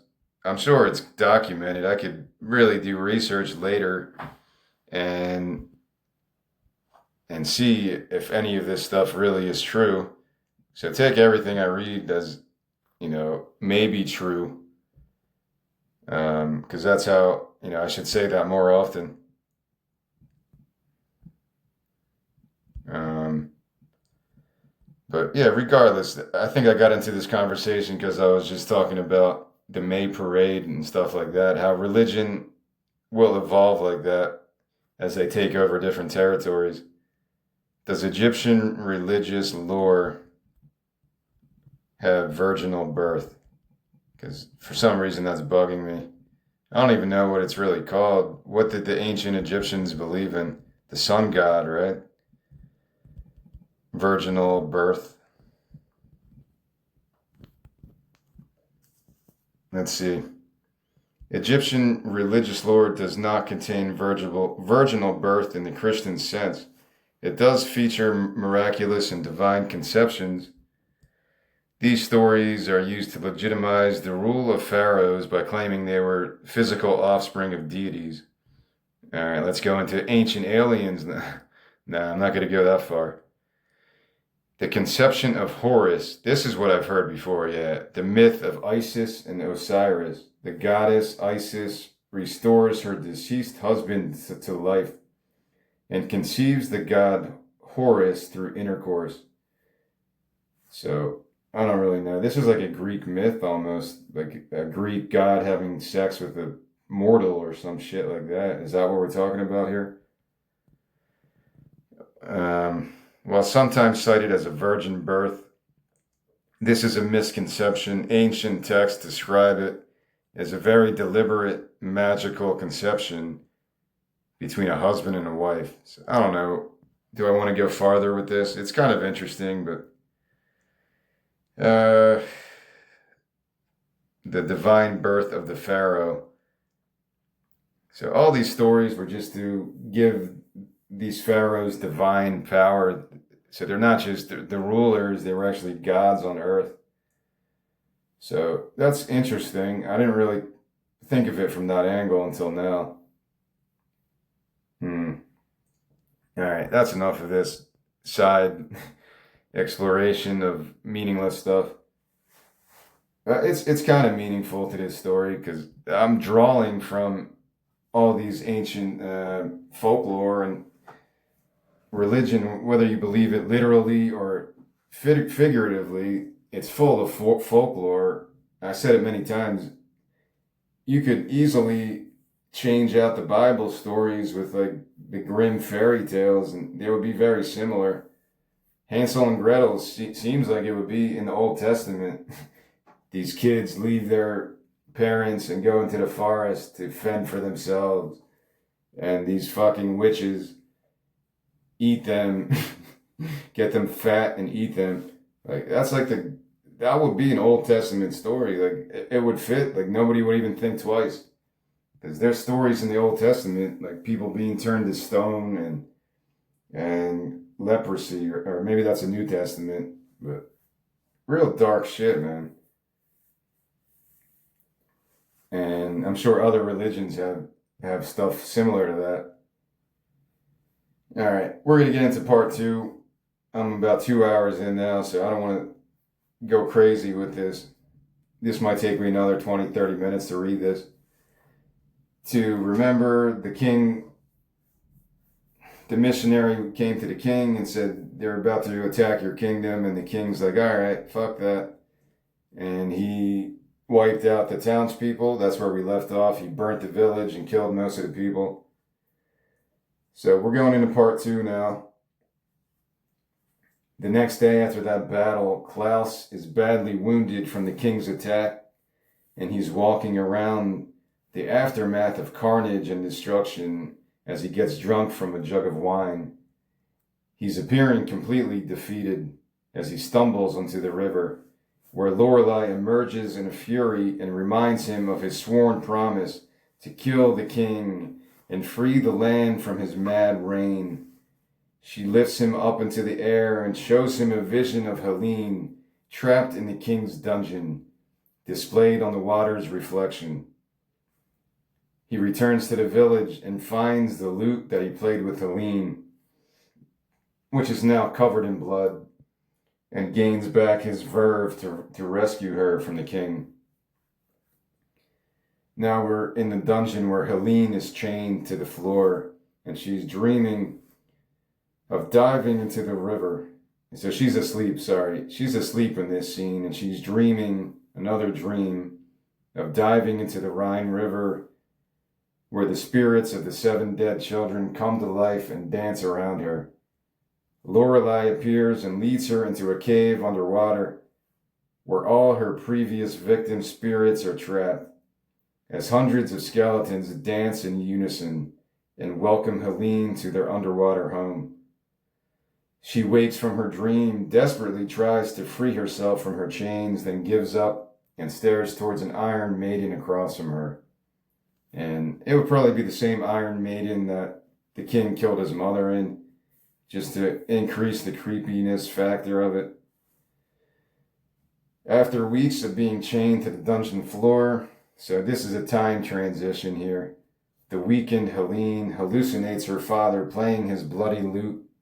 She then imagines Klaus unchaining her and leading her around the dreary dungeon like they were dancing a glorious waltz, as prisoners chained to the wall sway along to the music, along with dozens of mice that sing and play instruments. Her joyous hallucinations immediately vanish when the king barges in and forces himself on her while she struggles to fight him off. Back in the siren's underwater lair, Lorelei senses Helene's pain, then swims to the surface and lets out a roaring primal scream, loud enough to hear throughout the entire kingdom, while also reaching Helene in her moment of misery. Later that night, Lorelei spots a large ship near the coastline. Still in an enraged state, she passionately pipes her siren song to the men on board, who are all put into a trance of madness and stab each other fatally, while a towering wave submerges the ship like it never existed.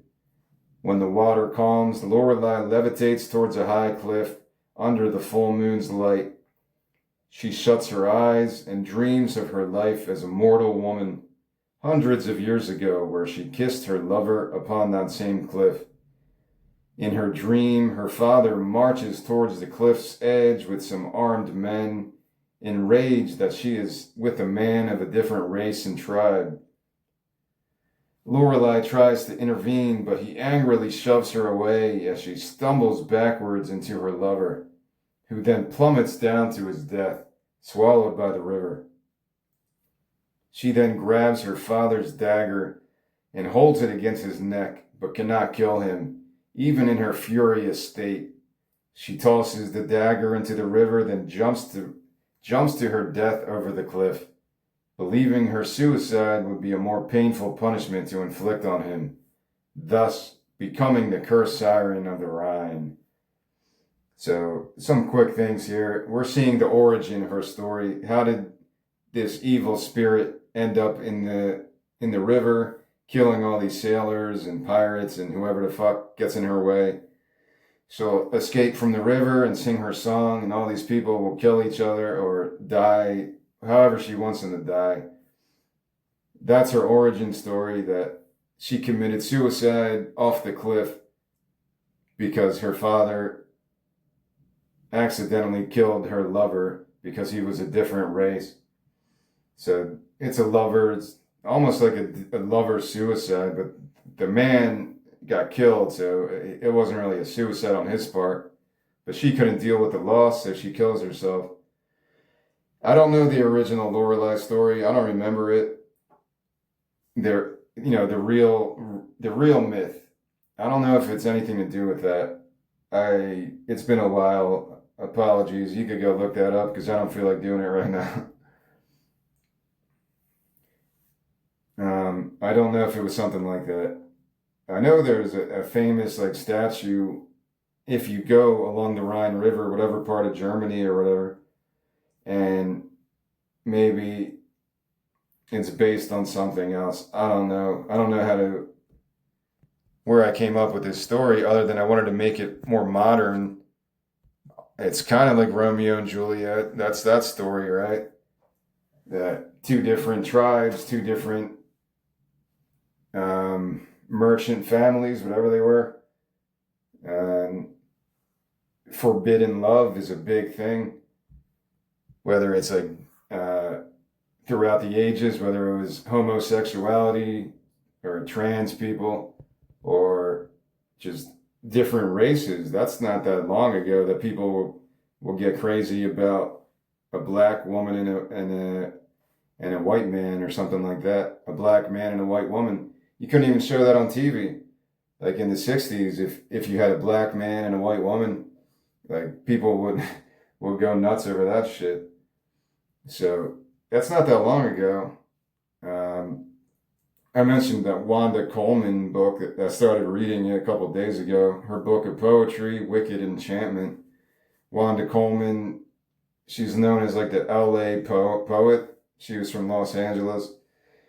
That's all I really know. But somehow, someone was talking about her. So a while ago, I bought that book, but I never read it until this week. And she has a story, or not a story, she has a poem about, I want to say his name right, because it's a famous story. Yeah, is it Emmett Till? Yeah. That was that famous story. I think they accused him of offending a white woman. He was only 14, and they just beat him to death. I think that's the story where they had the open casket to really show people how fucked up everything was. Yeah, it was such a brutal murder of this 14-year-old kid. He was lynched in Mississippi in 1955 after being accused of offending a white woman. So it's a pretty famous story. And Wanda Coleman had a story about a poem about that. Maybe I keep saying story because her form of poetry is like different than other stuff I've read. It's just very in your face in a good way. Like it demands to get some kind of emotional reaction from you, the way she writes this stuff. Yeah, so this Emmett Till, that was the one that really, like, it's hard to read through. it was an open casket. I do remember this story. We probably learned it in school at some point, or some documentary I watched. The open coffin funeral, like that's such a crazy thing. That is like a Game of Thrones episode. You could have a story like the Emmett Till story, which is so horrific.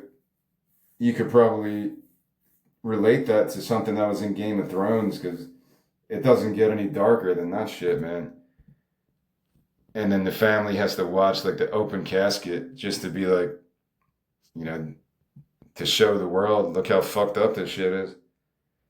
So yeah, that's kind of, I wanted to make this story about Lorelai.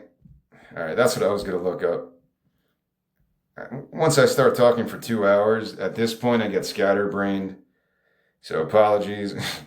I start talking about different things all at once. I was gonna look up what's the origin of the Lorelai myth because that's bugging me, and now I have to look it up. The origin of the Lorelai myth. Remember, I wrote these songs like 20 years ago, man. So I don't have fresh experience with any of these stories to go into detail about it. All right, the Lorelei myth did not originate as an ancient folk tale. It is a literary creation from the 19th century German Romantic movement. So it is German. I kind of knew that. German author in 1801, Clemens Brentano, created the character in his ballad Zu Bacharach am Rhine. I'm saying that wrong. His Lorelei was a tragic, mortal woman accused of bewitching men who jumped to her death from the cliff. So that's probably the version I got. That's why I at least put the cliff on there. Because I was aware that there's a statue somewhere of this story. If you go to that part of Germany or whatever, you take one of those cruises on the Rhine River, you're going to pass that statue, and it's probably one of the highlights, I would think. There's a poet, Heinrich Heine, in 1824. He made a poem called Die Lorelei. I don't know if that's how you say it, Die Lorelei or Die Lorelei. In his version, she's a beautiful golden-haired maiden who sits atop the cliff, combing her hair and singing a mesmerizing song that distracts sailors, causing their boats to crash on the rocks.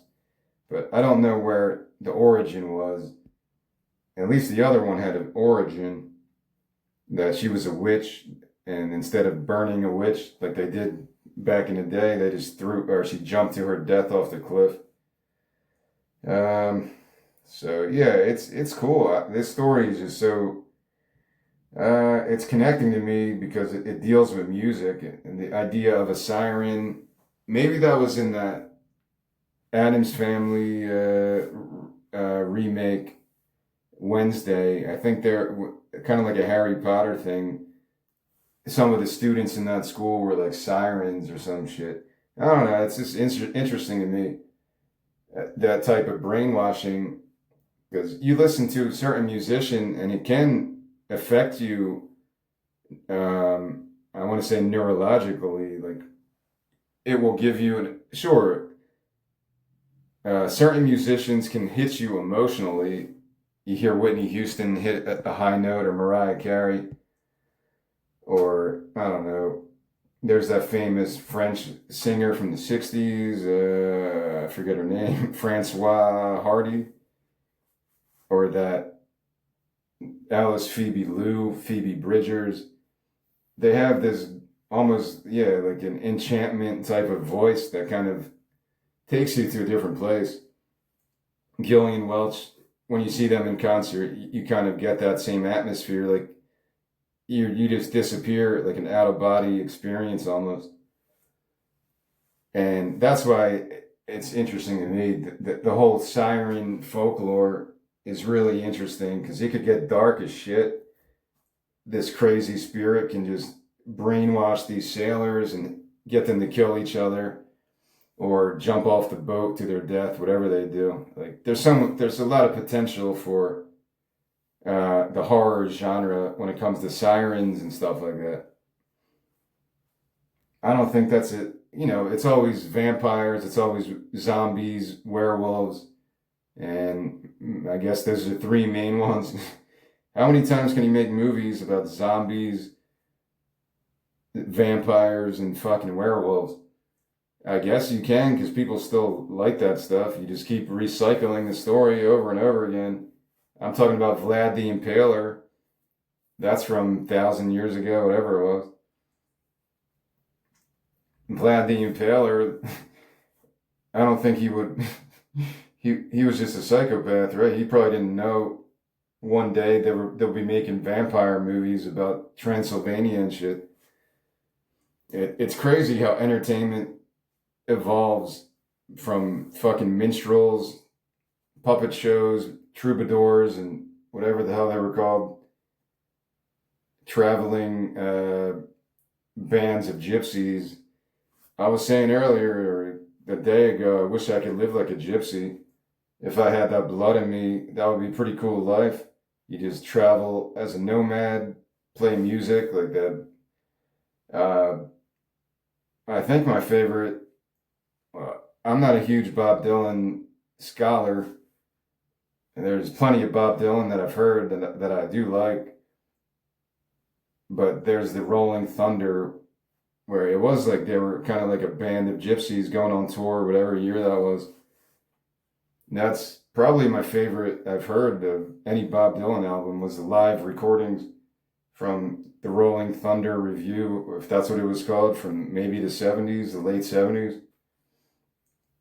I think maybe it was other people like Joan Baez, other people a part of that band of gypsies.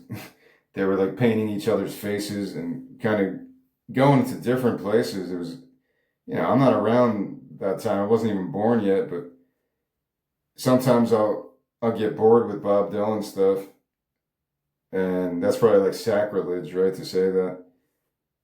But there's plenty I like. Highway 61 was just as influential as like Decemberist stuff. That's the one I've listened to the most because every song just hits on every level. But the Rolling Thunder Review has that gypsy spirit, like that different violence almost in a good way, a good type of violence to shock the system, to wake yourself up if you feel like a zombie. So check that one out. That was the best thing I've ever heard. I haven't heard everything from Bob Dylan, the Christian years or his later stuff. And a lot of the 80s stuff, I never really gave it enough time. But the Rolling Thunder Review, the live concert recordings is really good. All right, where are we at? We just learned about the story. All right, let's finish this up. All right, now we're back in the dungeon as Helene is appearing even more distraught, and she's being fitted and dressed in a lavish wedding gown by one of the king's servants, as the king watches creepily from the shadows, drinking from a jug of wine. She pushes the servant away and rips the dress off, only to be struck in the face by a wine jug as she violently collapses onto the floor with a bloodied nose. That night, Klaus sneaks to the tower and plays a song for her on his lute. As she listens, chained to the floor, a smile appears on her bloody face, as maybe there's still some hope of rescue. Her moment of joy is short-lived as the king's guards seize him and bring him to the dungeon, where the king ponders what type of torture device to use. In an act of desperation, Helene runs to the window and screams at the top of her lungs for Lorelai's help, who answers her plea by sending a massive flood towards the dungeon. As the water rises, Klaus breaks free and unchains Helene. They jump out the window and swim away to freedom, while the flood rampages throughout the rest of the kingdom. Later that night, as the flood recedes back, Helene and Klaus swim to an underwater cave, where Lorelai and the Furies protect them within a large bubble. They make love inside the bubble, as the skeletons and furies dance around them, shining colorful streaks of light in every direction. So it is a rescue moment there. He's able to rescue her, and they go back underwater and they make love underwater in this bubble. Again, I'm going Disney. Like, when I picture these scenes in my head, it's more of an animation, like a Disney movie.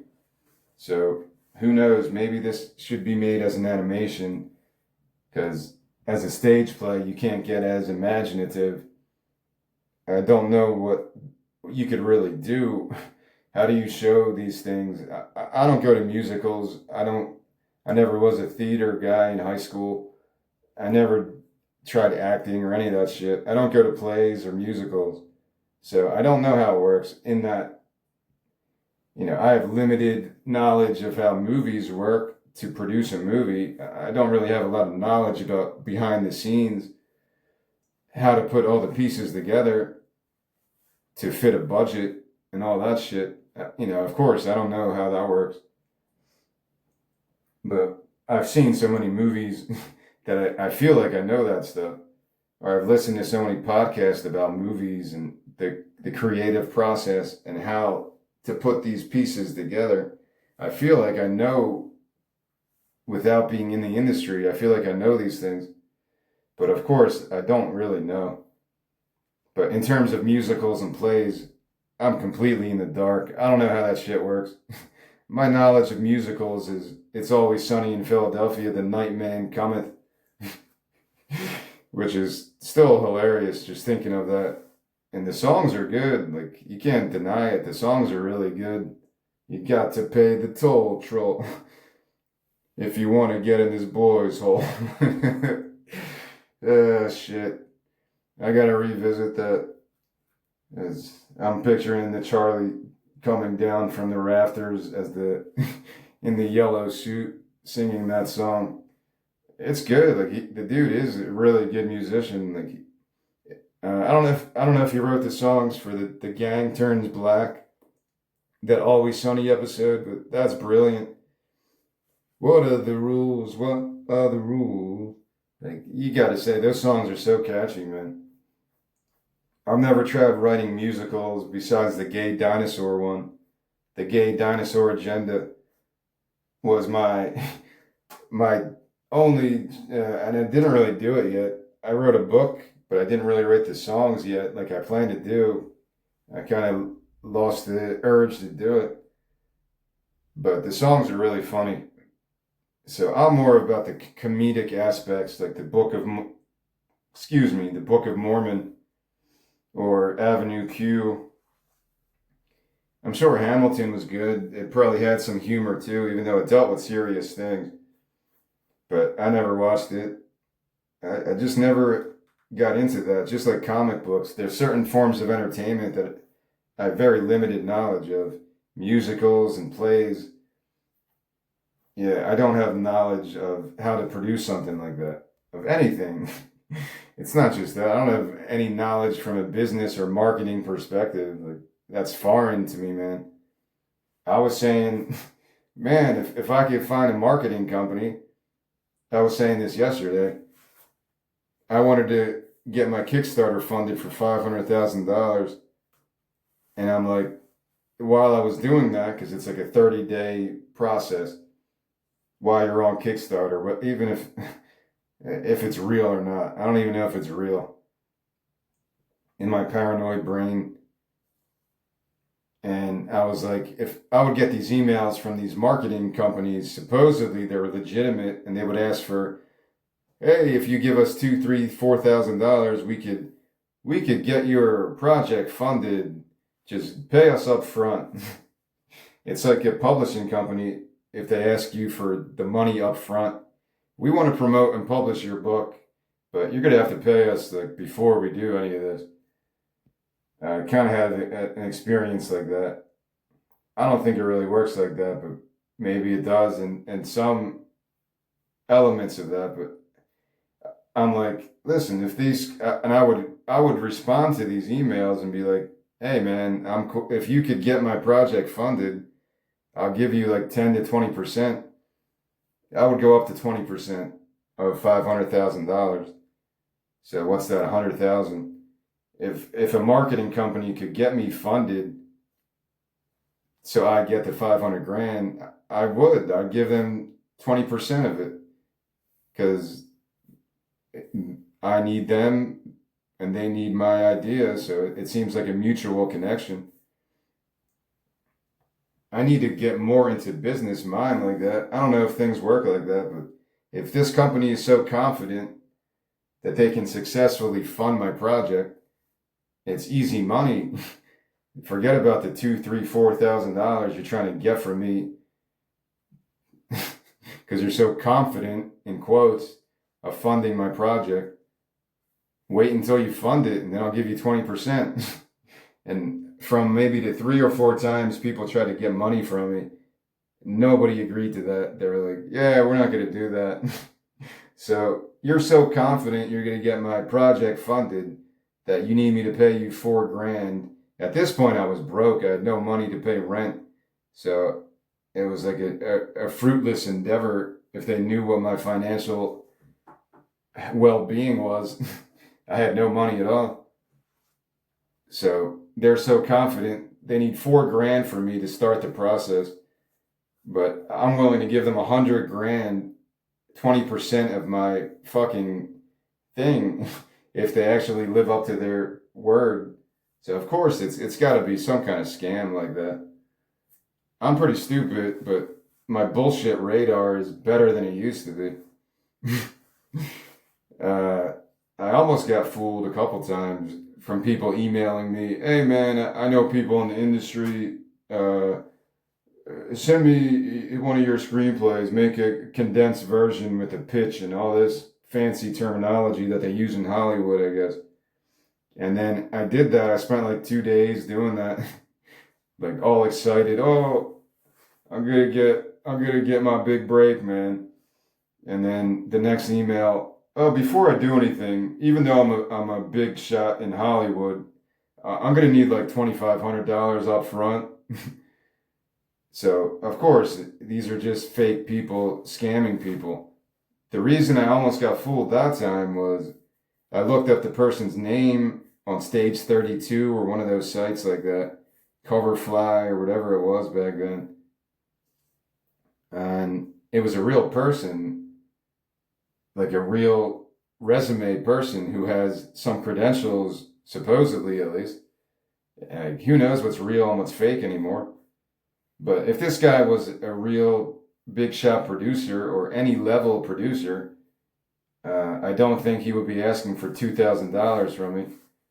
I think he would either be interested in my project and green light it or try to get it out to the right people or just not have anything to do with me. Of course, it's scummy people, scammy people, scummy scammers trying to feast on vulnerable people like myself because I'm so desperate to have my own origin story. That's what it really is. As an unknown entity, why would anyone give a shit about anything I do? I understand that, but everyone has to start somewhere, man. That's my point. I feel like the Andy Warhol, everyone gets 15 minutes of fame. I could live with 15 minutes, and I'd be happy with that, but I don't want to be famous like a public figure for longer than that. I want to be in the industry doing stuff and creating stuff like I'm trying to do right now. But the fame and the money is not what's motivating me. I don't want to be rich because that would just bring more problems in my life.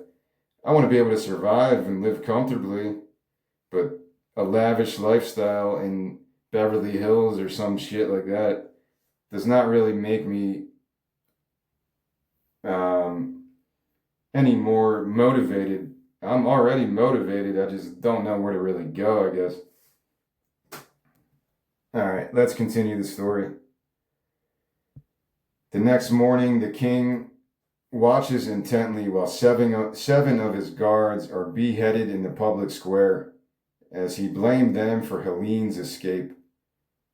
Most of his advisors watch this savagery with disdain, but are powerless to do anything to stop his madness.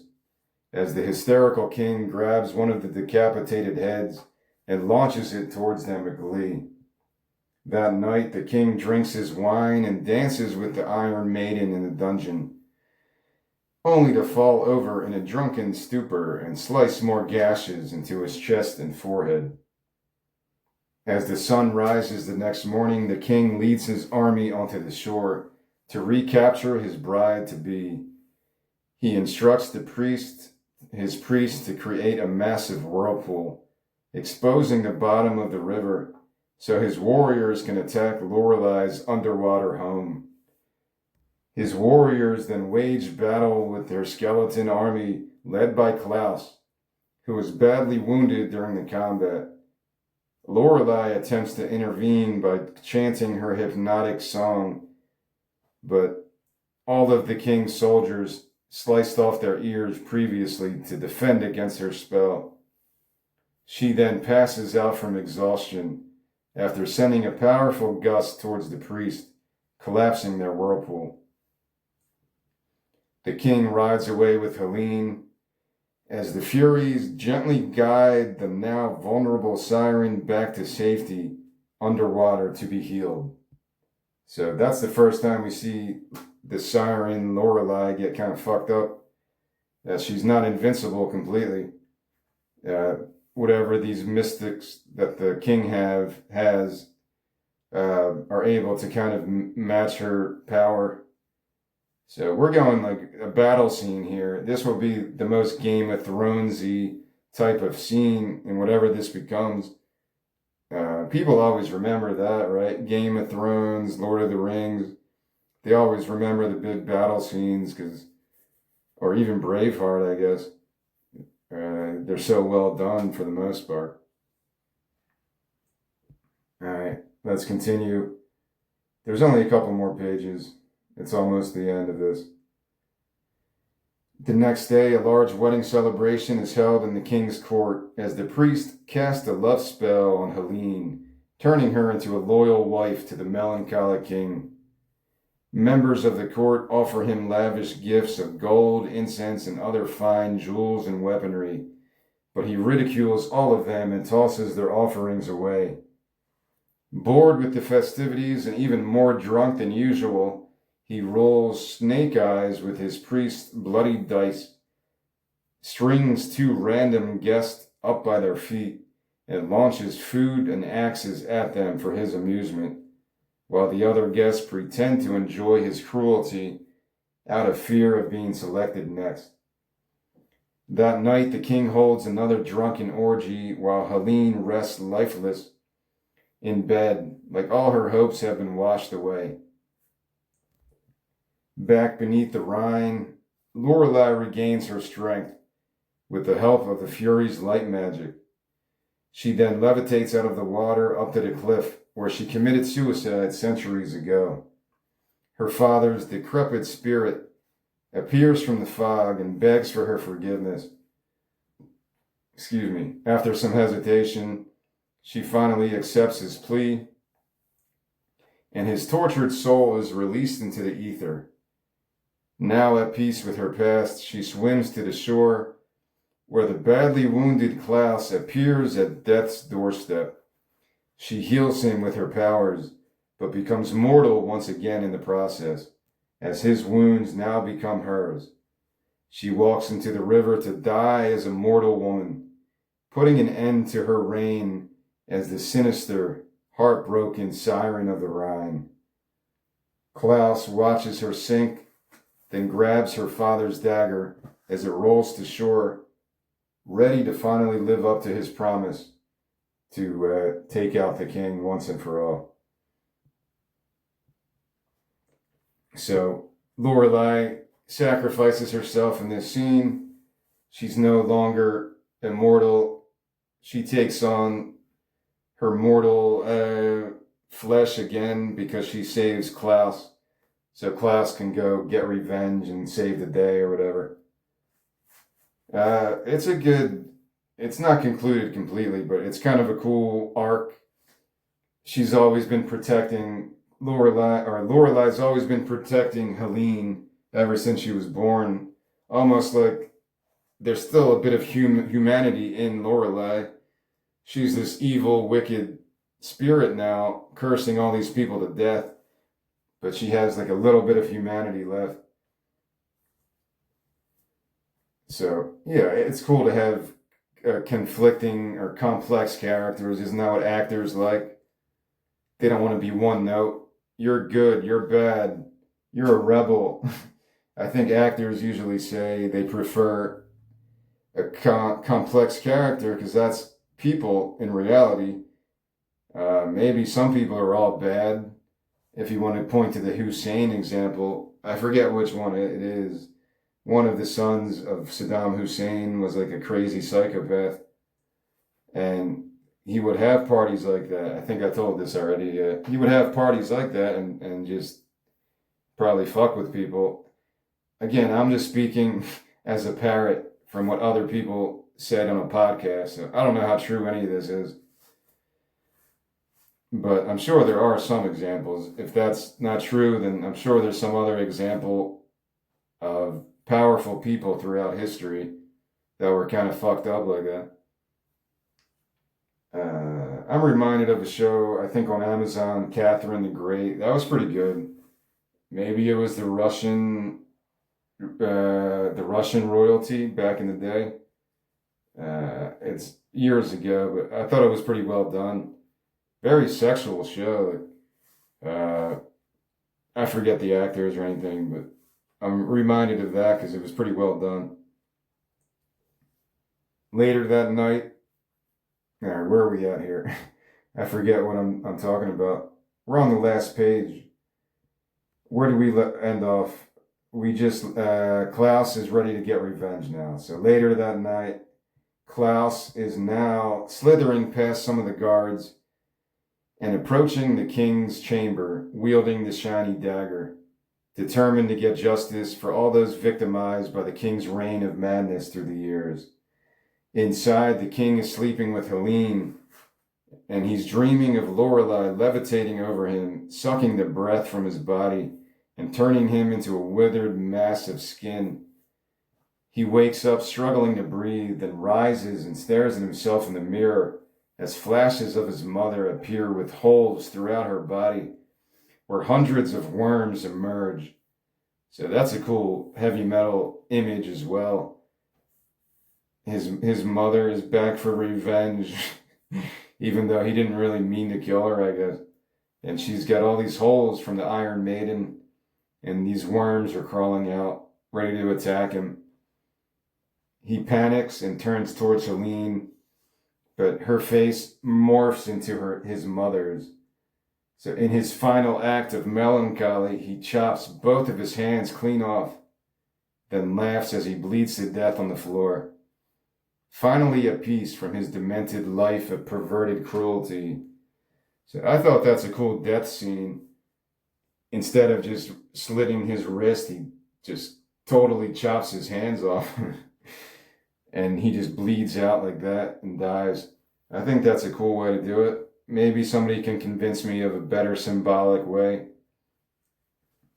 But let me finish this. Klaus now kicks open a door and watches the king take his last breath. And then he embraces Helene, who is now freed from that love spell. She grabs the dagger from him and slices the king's head clean off. And the two parade the head around like a trophy through the court to the delight of everyone else.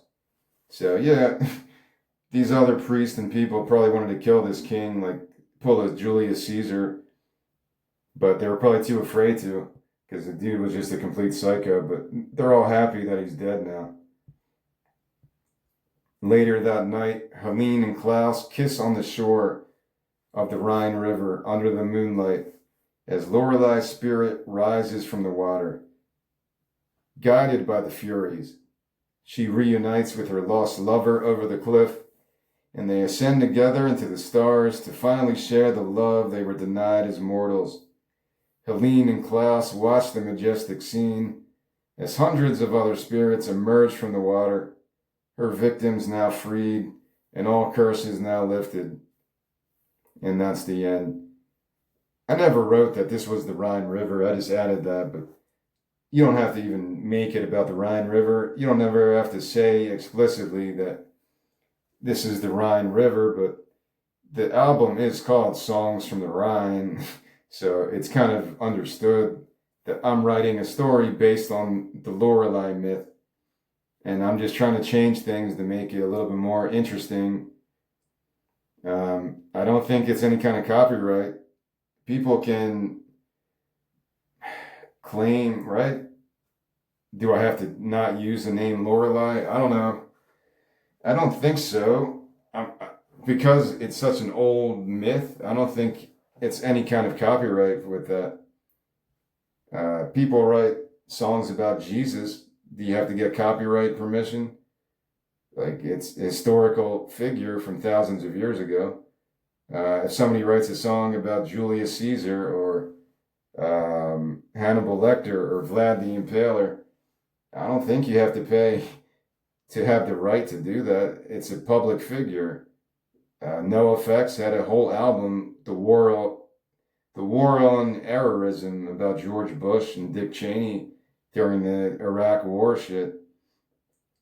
If you're in the public, um, maybe this is a little different because I'm putting a different spin on a myth that was already done. There's already a myth of Lorelei from the 1800s through that poem and through that other story that I talked about earlier. So I don't know about the copyright stuff in detail, but I don't think I'm doing anything where I would have to pay out of royalty or something. I don't know how else to relate it to it. Well, what about the Hamilton play, right? The musical Hamilton. Isn't that kind of similar? It's a real person. Maybe that's not similar though, because I'm reinterpreting somebody else's fictional myth. So I don't know how that works exactly. I know the music would be fine because I'm not copying anyone's music. I'm using the Lorelei story as the inspiration for this entire concept. So I don't think there's anything wrong with that. I was thinking of ELO El Dorado because of the cover of that. It's like the Wizard of Oz, Electric Light Orchestra El Dorado. Another really good concept album.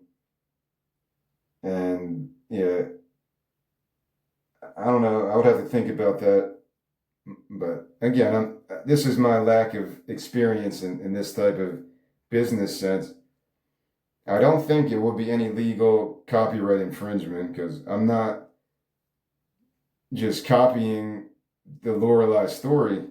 What about the person who wrote the poem afterwards? Did they have to get permission? Like, I don't know how it works when it comes to fictional characters. Jesus Christ Superstar, did they have to get permission from, like, I don't know, to write a musical? Did they have to? I don't know how it works, man. But I don't think there's anything to do with a copyright infringement um, because I'm not copying the actual story that the guy invented, whenever that was in the 1800s. I borrowed a little bit, sure, because the story is just so interesting to me. What if I wrote a musical about the Cathars or some kind of fictional concept album about that, the Albigensian Crusade or whatever it was called, and I think I said what Iron Maiden has a song about that. But let me look that up real quick. I mentioned that already. Iron Maiden, or maybe it's Judas Priest, but I think it's Iron Maiden. I get those two bands confused like crazy. Iron Maiden and Judas Priest. For some reason, I get them confused. Iron Maiden song about Cathars. Let's see if that comes up. I want to say, yeah, I do remember this. Yeah, Montsegur, if I'm saying that correctly. I think it's French. Maybe it's a location. Yeah, Montségur in southern France, where 200 Cathars were burned at the stake by the Catholic Church. Montségur, the Dance of Death. The song recounts the brutal 9-month siege by Catholic crusaders against the Cathars, a Christian sect deemed heretical by Rome. The lyrics highlight the Cathar belief of spiritual purity and their refusal to renounce their faith. The key lyric, according to Reddit, reading from Google: death is the price for your soul's liberty. To stand with the Cathars, to die and be free. Like, yeah, it is Bruce Dickinson. I always forget his name. He was a co-writer for this. I think it's one of their most celebrated songs, but I don't remember how it goes. And that's pretty cool. This is definitely heavy metal, man. How can you not look at, even though these are horrific moments, it's like, it's a genocide. If you think of heavy metal music, it is like, well, there's different levels of it. You know, Black Sabbath was more on, I guess, psychedelic stuff, but they had War Pigs.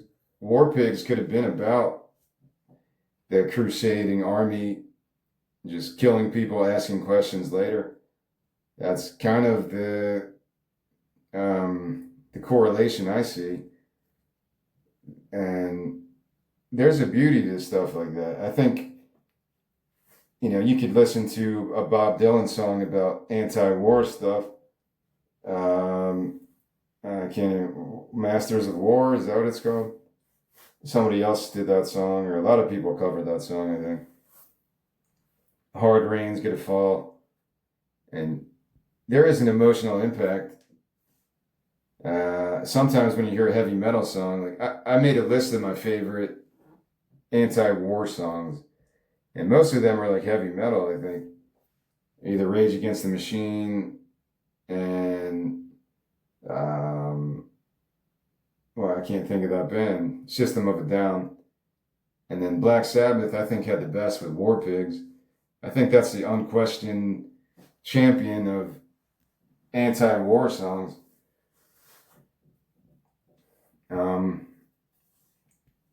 right, I'm reading from my book now. Well, this whole time I've been reading from my book, but I ended it with a quote from a lyric from Ann Water from the Decemberist.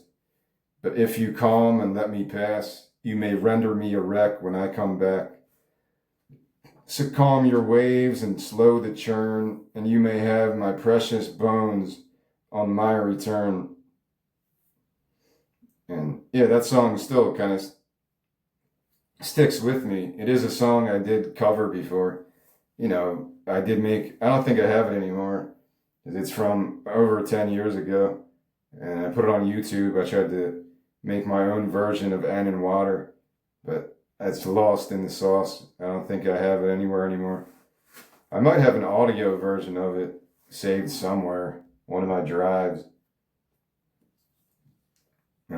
I also listed some of my favorite villains. Since, you know, I watched a lot of television in my life, a lot of movies. There's so many good, you know, characters that are just evil for the sake of being evil. And I guess I'll spoil it since nobody has bought my book yet. Spoiler alert. My favorite villain was easy. I watched Misery maybe in 2024. And in the winter of 2024, I was finishing my book, and for some reason I took a break one day, and I'm like looking for a movie to watch to take my mind off shit, and I found Misery, and that movie's amazing, man. Kathy Bates definitely deserved to win Best Actress. I think she did. Yeah, she did. And that's my favorite villain. I don't think it gets better than that. That's the creepiest, well-made movie. Like, most of the movie is just James Caan unable to move in his bed, and you see Kathy Bates keeping him there because she's obsessed with him. Like, it's the creepiest fucking movie. It's so good. There's so many correlations to just the religious stuff and metaphors of family issues. There's a lot of cool stuff there. I was meaning to read the book. I never read the book, Misery. I just watched the movie. But that was my favorite villain. I'll name a couple other ones. Well, Denzel in Training Day, Alonzo Harris. Everyone says No Country for Old Men, and I agree with that. I listed Alec Baldwin Blake from Glengarry Glen Ross just for that one speech. It's so memorable. Daniel Plainview, There Will Be Blood. I've spoken about that movie to death. That's one of my favorite movies, and Daniel Plainview is one of the best villains from any perspective. He's just a fucking psychopath, the most psychopathic capitalist. Maybe he's based on one of those oil tycoons that were just like so committed to crushing everyone else and getting rich as shit. And I guess that's what it was based on. It's based on a book by what's his name? Is it Upton Sinclair? The guy who wrote The Jungle and other books like that. Yeah, I'll name a couple more. Lou Bloom from Nightcrawler, Hans Landa, Inglourious Bastards, Hal 9000 from A Space Odyssey, Commodus from Gladiator.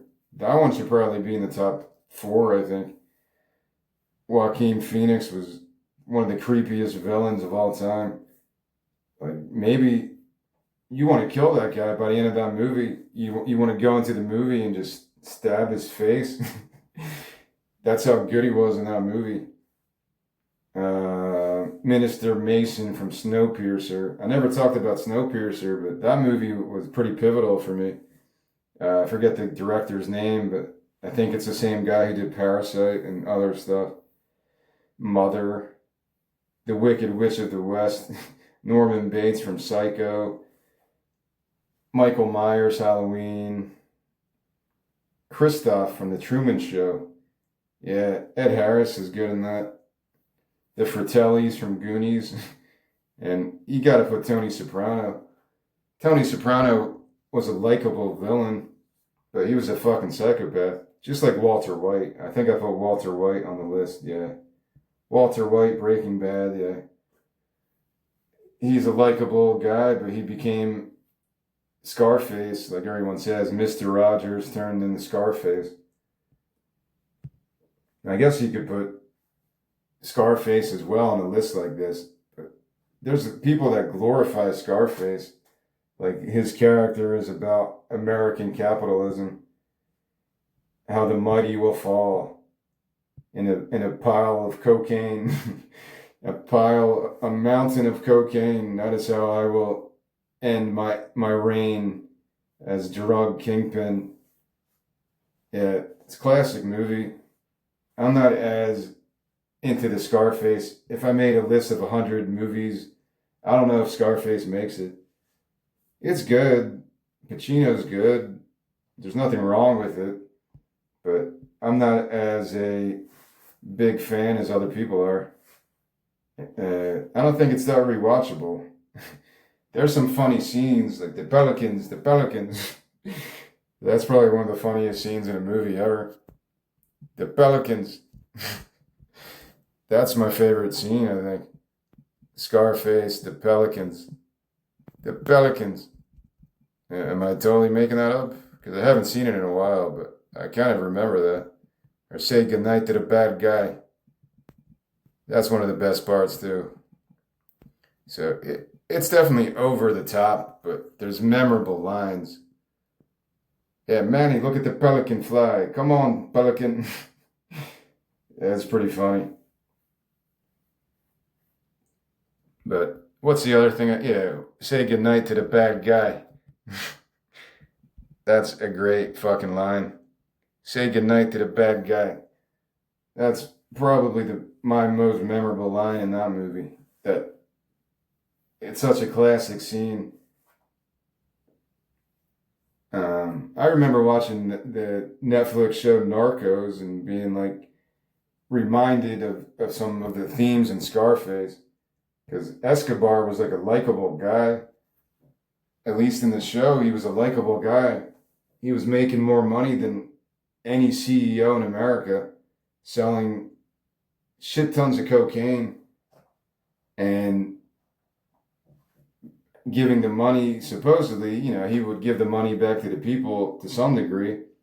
And he was like running the entire country. It's crazy, man. He had everyone in his pocket. So he was a likable guy. The first season of Narcos, the actor who played him was amazing. I should probably look that up. I forget. It's been a long time since I watched that. But just like in Scarface, there's a scene where Pacino is told to kill someone, right? And he doesn't want to kill them because there's kids in the car. And he doesn't do it. He doesn't want to have the blood of a child on his hands or whatever. So he kind of, I guess that's maybe the start of his downfall, maybe. And I heard somebody say that's related to the Bay of Pigs. Like a lot of people in JFK, right? That was one of the conspiracies, that because Kennedy didn't invade Cuba in the Bay of Pigs and the Cubans were left on their own devices, I guess, that people said that might have been the reason that people wanted Kennedy to get killed or whatever. I don't know what is true and what's not. Narcos cast. But I relate that to Narcos because the guy who played Escobar, I want to get his name so I give him credit because he's a really good actor. I guess it's this guy, Wagner Moura. For some reason I don't recognize his face. But yeah, he's good if that's the guy I'm thinking of. And I believe I was rooting for Escobar for a lot of that season. I'm like, dude, this guy's awesome.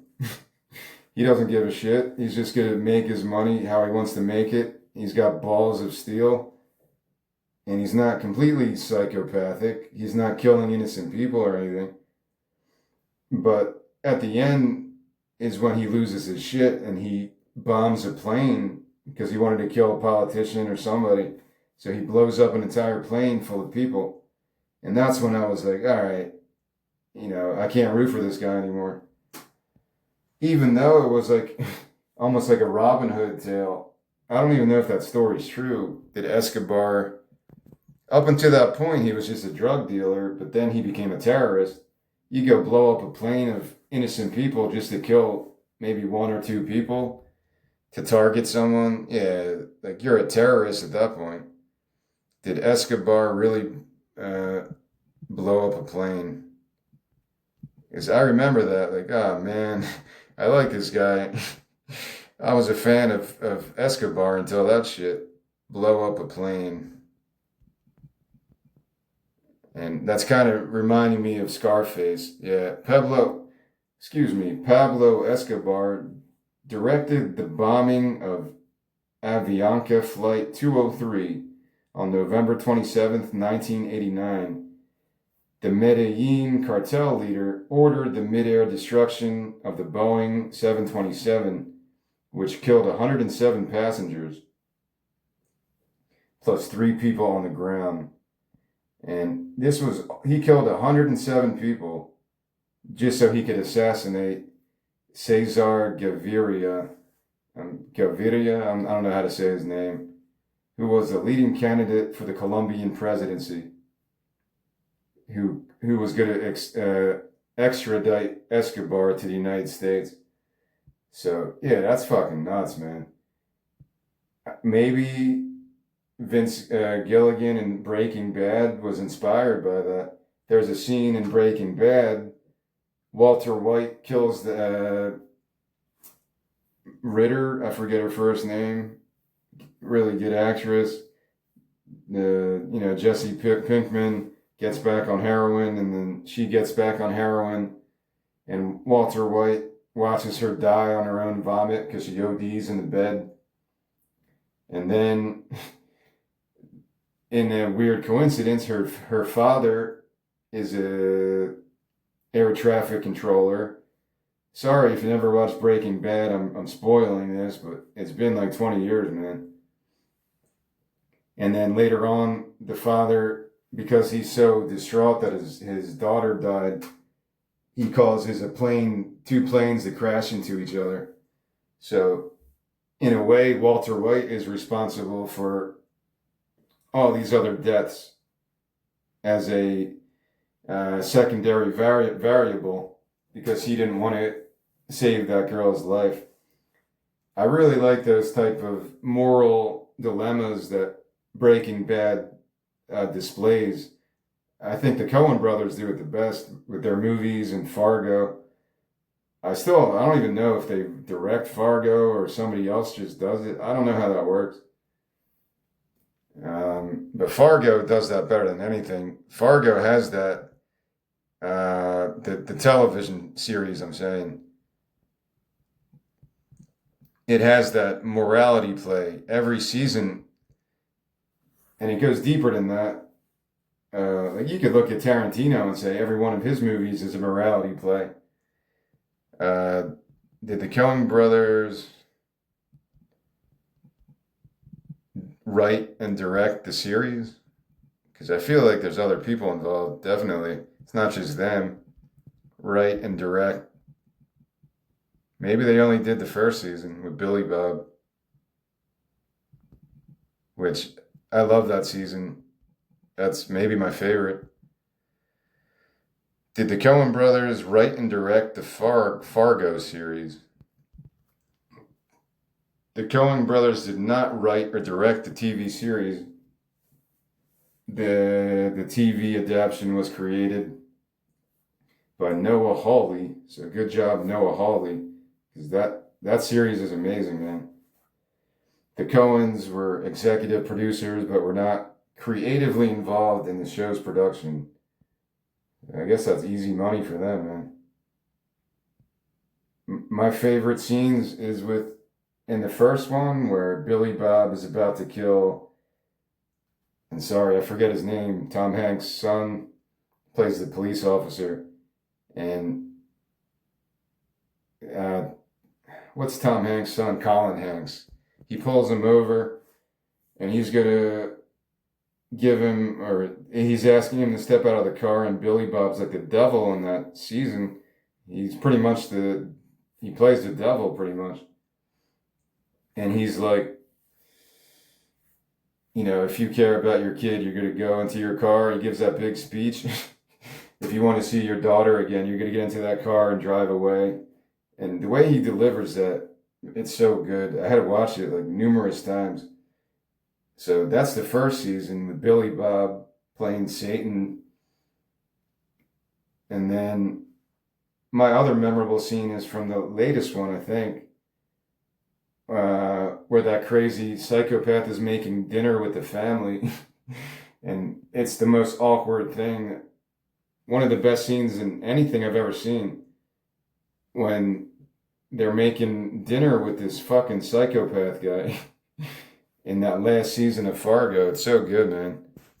So I do appreciate a good morality tale, or just, I don't even know if that's the right way to term it.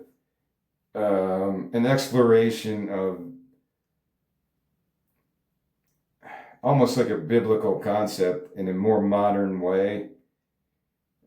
Maybe that's what the Grimm fairy tales were. Maybe they were just different versions of biblical stories in a way, a different way to scare people into submission. And yeah, maybe it is something like that. Why else would you write stories about Little Red Riding Hood and stories like that? Sleeping Beauty and creepy Disney stories. There's got to be weird, because you got to think about the time period that these people were writing these stories. People only lived to 40 or 50 if they were lucky, if they had some kind of way to maintain stability in that time period, where you don't even have toilets, you don't have soap, you don't have antibiotics. you get an infection back then and you're dead, right? You can't go to a urgent care center. Just like if you have a bad harvest, you can't go to Wegmans or some other place or a food bank. Yeah, it was really just everything was just fend for yourself. Uh, I always ask myself, what would the world look like without religion if religions never became a thing? Because what if there never was a big movement to organize religion like that? Or if it happened in a different way, would the world be worse off? Would it be more like the Wild West, more anarchy, more tribalism than it even is today? I don't know. It's one of those dilemmas that I've always tried to get a grasp on since I was in my teenager. What if there was never religion? What would the world be like? Because according to that show, American Gods, eventually the main religion will be exactly what I'm doing right now. I'm talking into my phone for 4 hours. My religion right now is is technology based. It's digital. My God is the digital world because I'm trying to offer sacrifice to the digital universe to get me some kind of a place in that in that congregation. And I guess it's the same thing as people did in the 60s.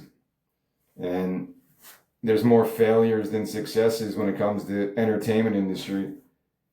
But I'd be happy to mop the fucking floors if it gets me in to like a production company or something. I just don't know anyone to really get that started.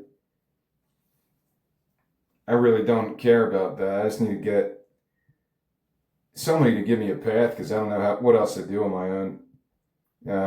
I'm not going to read the songs today. There's 24 songs and I don't have the breath to do it all right now.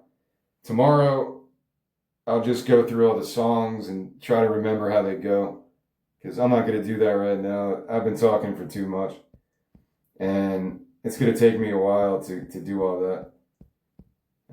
I think I kind of hit all the bases that I wanted to talk about. Again, I started this talking about the Decemberist and the hazards of love, and rightfully so, because without that album, I wouldn't have done this. I would have never made a concept album. I don't say it enough, but every one of my albums is like a concept album. Maybe some are more than others, like the songs from the Rhine and Waitress from Mars. They're actually stories that I read over the last 2 days. They're actually stories that could be made into some kind of a cinematic experience, whether an animation or a stage play, a musical, or a movie. Whatever you want to adapt it into, the story is there. And again, this album took me 20 years. It's the first one I worked on, and I still like it. It's weird to see how I wrote songs back then when I go back and listen to these old audio files from 20 years ago. There's a lot of waltzes, and back then when I was in my 20s, I had no idea what time signature was. So I was writing these songs, and half of them might be waltzes. 1, 2, 3, 1, 2, 3, 1, 2, 3, or 1, 2, 3, 4, 5, 6. I had no idea there was how to count music, standard 4/4 time, or any of this shit. I didn't know Pink Floyd was 7 time, and I'm like, what the hell's 7 time? And then I had to look it up later on in life because it's good to know that theory stuff, and that's very basic stuff. I think everyone uses that example of Pink Floyd Money. Do do do do do do do do do. I can't even do it. But to be able to write songs in different time signatures is definitely cool. I don't do it that often, but my favorite type of song is a waltz. I'll go back to the Gillian Welch stuff. Like maybe that's why Decemberists have a lot of waltzes. was N and Water. I don't know if that's a waltz. It might be. I forget. Maybe it's kind of sped up. I don't know. But the Decemberists, they do waltzes because it's folk music. Gillian Welch. Um, I think of Hickory Wind. I know that's what Graham Parsons. Listen to Gillian Welch, her version of Hickory Wind, and man, that song just blows me away, dude. The way she does it is a different experience. She'll cover Neil Young songs like Albuquerque or what was the other one? Pocahontas. And it's a different flavor when she does it. She makes it her own. Like, but listen to Hickory Wind, and yeah, that song blows me away. The way she does it, it's so mellow and peaceful. And I think it's a 1 2 3 1 2 3 in South Carolina. 1 2 3. It's such a good song. I like the other version too, and I know people go to the Grievous Angel album. It's not something I grew up with or really ever connected to too much. But once I found out that song and I found out where it came from, Emmylou Harris and the Graham Parsons connection, then you start to branch out into different territories. More than being a fan of the Gillian Welch and her music and David Rawlings, they led me to so many different people. Like, I kind of knew Neil Young, but when I found out that they were big fans of Neil Young and Bob Dylan and Buddy, what's his name? Guy Clark, Dublin Blues. And I remember going to see a show. I guess it was around, I don't know what year it was. I think it was Charlotte, North Carolina. I took a road trip to see Gillian Welch and David Rawlings, and they played Dublin Blues, excuse me. And I totally fell in love with that shit. So she was able to do that for a lot of artists of the past that maybe didn't get enough recognition. I know Townes Van Zandt became huge. Maybe Record Store Day kind of propped him up over the years, because a lot of people fell in love with Townes Van Zandt and that did not grow up in that era. And it's similar. I don't know if Townes Van Zandt and Guy Clark were connected, but I want to say yes. I think maybe there was some connection there. But yeah, she covers Townes Van Zandt, White Freightliner Blues, and other stuff. I'm not a huge scholar on his stuff either, but I like a lot of his stuff. And I'm sure I'm forgetting about other guys. Maybe Solomon Burke too. I don't think I ever heard of Solomon Burke until I found a YouTube video of she was doing a song with him, or other bluegrass stuff that she wrote songs for. The song Wichita, I think she wrote that for a different artist. Well, she also wrote Orphan Girl and Emmylou Harris used that. So it's cool when you get deeper into it, where just from learning about Gillian Welch and enjoying her music, I was able to probably expand that into like 20 different artists just from her influence. So that's the beauty of that. Like, people always say, you shouldn't copy other people, and I agree with that. You never should want to be a mimic, unless you want to be a mimic.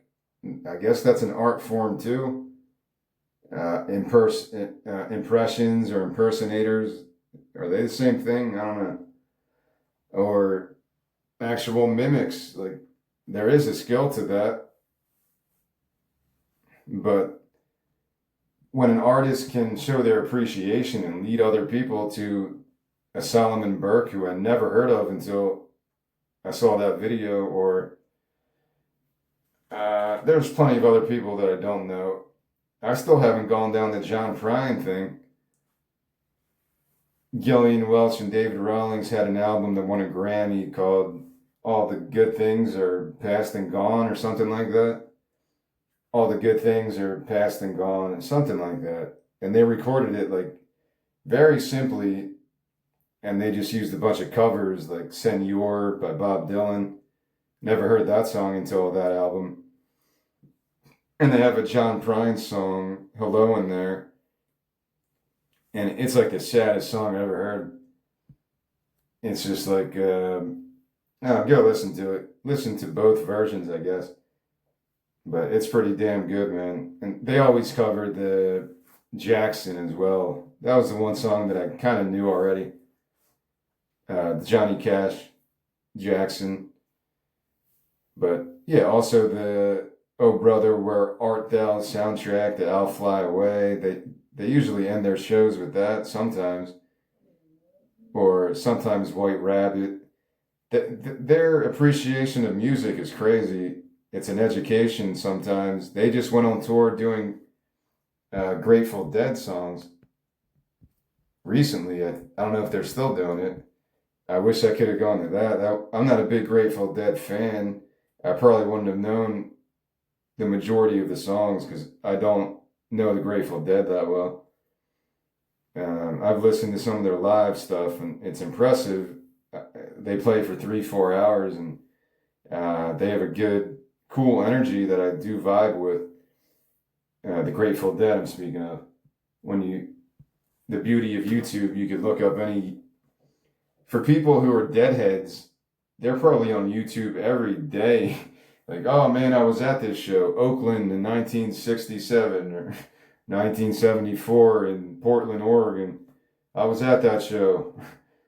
And you can watch it. Like, there's an archive of Grateful Dead concerts on YouTube, and you get it all for free. Like, that's so cool. I should get into it more, but the reason I'm bringing that up is the power of musical appreciation. Like, if I ever became a musician, I'd be covering like Gillian Welch songs or Bright Eyes, Decemberist, and other bands that impacted my life that much. I would try to at least,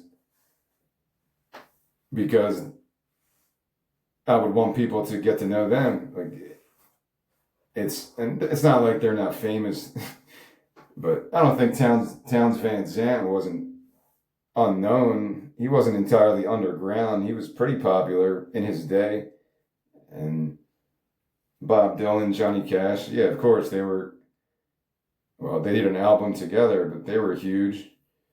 John Prine, I don't know how popular he was, but he had a long career. I never got into him. Like, I couldn't name you one John Prine song. I just never went down that experience of his songwriting. I probably should, because I do enjoy that type of music. Maybe that'll be my next discography deep dive, like I did for Fela Kuti. I went through 46 Fela Kuti albums. I don't know how many albums John Prine has, but it's probably, it's got to be close to that. So the reason I'm speaking of all this stuff is that's a beautiful thing, I guess. Like, I know Towns Van Zandt wasn't around for this resurgence. That's how it usually works.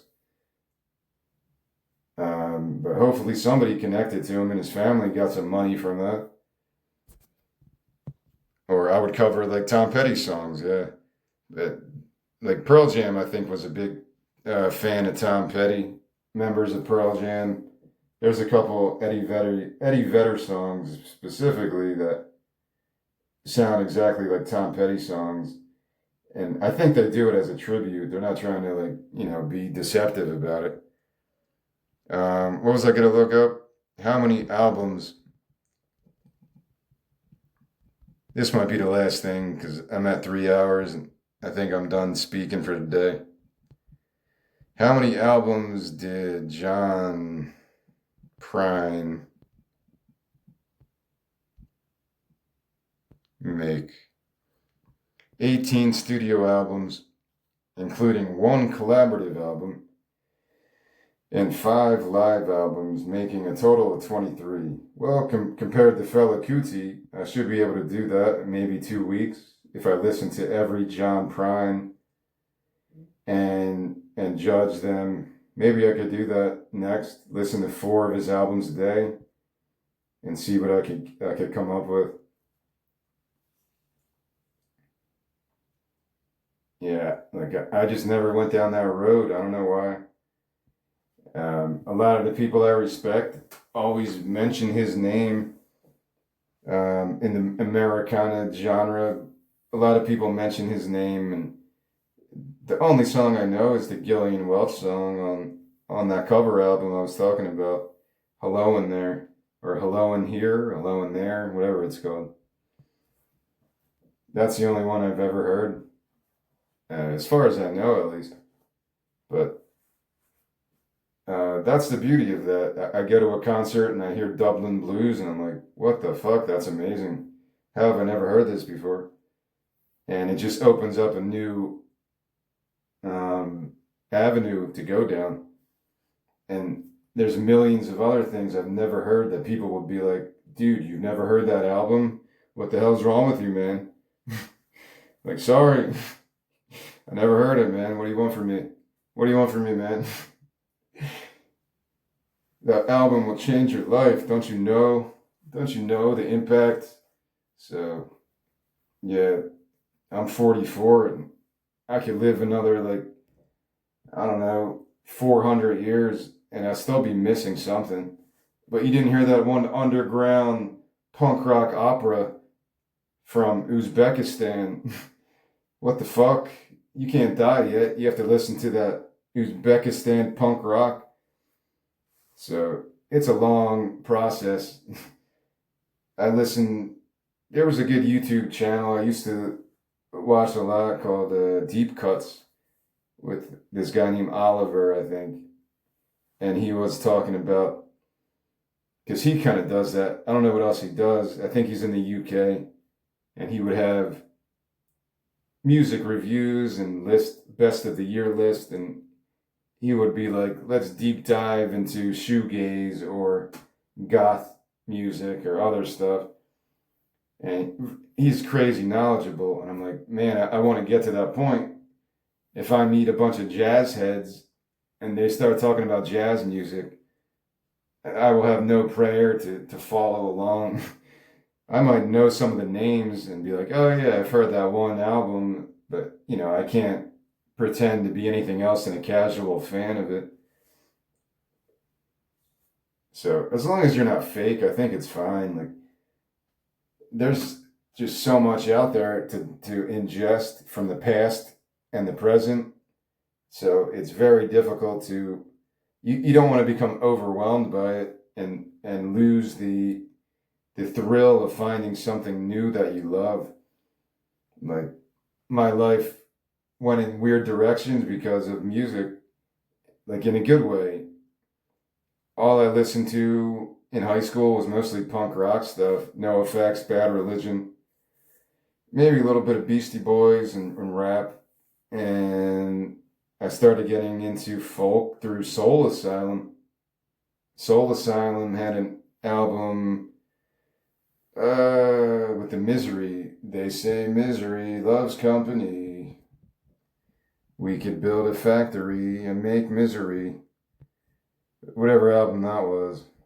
That was like my favorite album as a kid, or I guess in my early teens. Soul Asylum, and they're known for Gravediggers Union, yeah. But I like the other one better. Let Your Dim Light Shine from 1995. It's more of an Americana album, really underrated. Go listen to that because I think it still holds up. There's a song called String of Pearls, and it's a waltz, I think.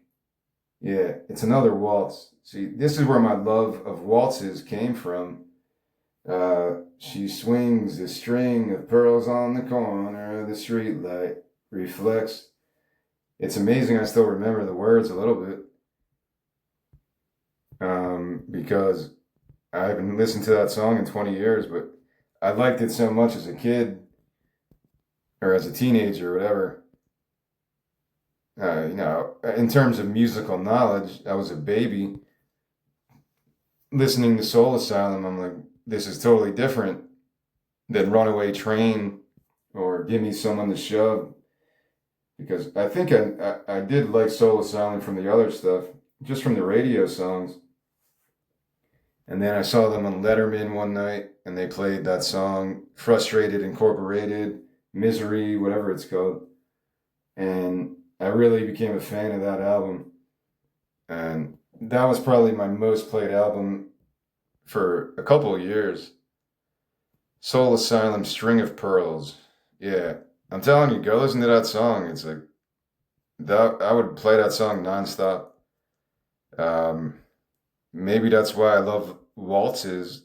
I'm pretty sure I'm not an expert on time signature, but I think it's a waltz.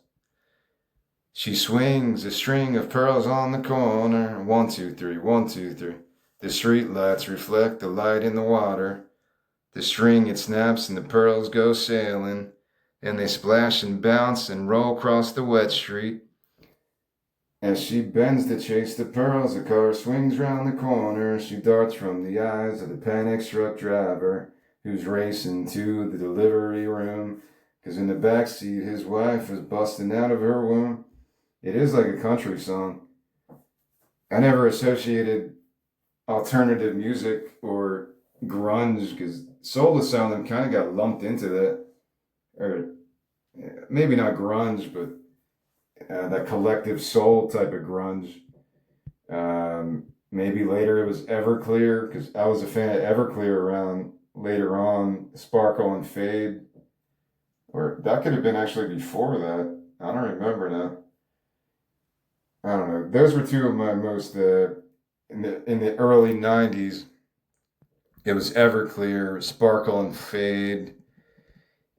Maybe that came later in the '90s. I don't remember. Everclear, Sparkle and Fade. I want to say it's 94. 1995. It's the same year as Soul Asylum. So I was probably starting to buy CDs at that point, I guess. And those were two of the ones that really blew my mind. Everclear, Sparkle and Fade. Never been here, never going back. Never want to think about the things that happened today. Really good songwriter. I was a big fan of Art Alexis. I had to buy the first album, which was alright. Maybe the production was a little bit weird. But Sparkle and Fade still holds up. One of the best albums of the '90s. Santa Monica was all over the radio. Heroin Girl. There were some singles off of that.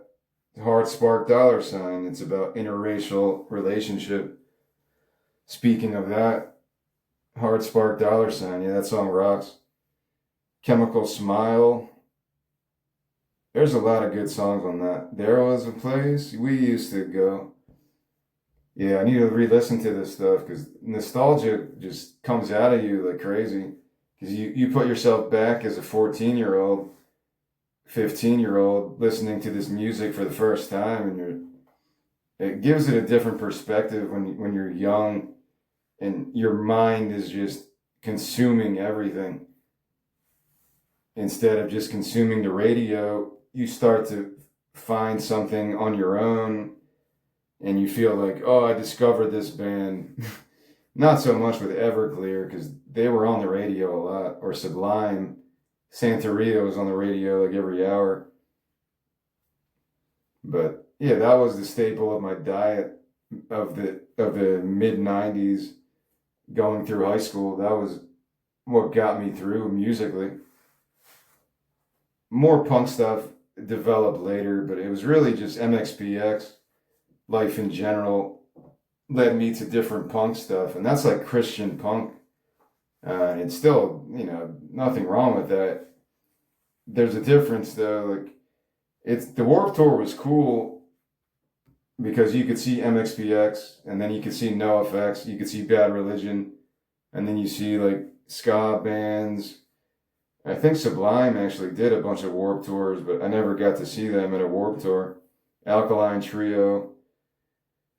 That's the cool thing about punk rock. Even though a lot of it sounds the same, there is a difference. Hardcore music. I remember seeing a big fight between like H2O fans and I don't know some other fan base.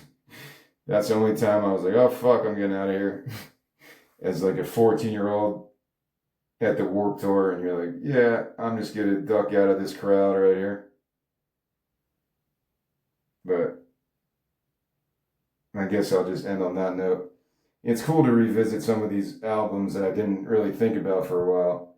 Because, of course, I had to speak about the Decemberist, Gillian Welch, Bright Eyes, and I guess those are the main ones.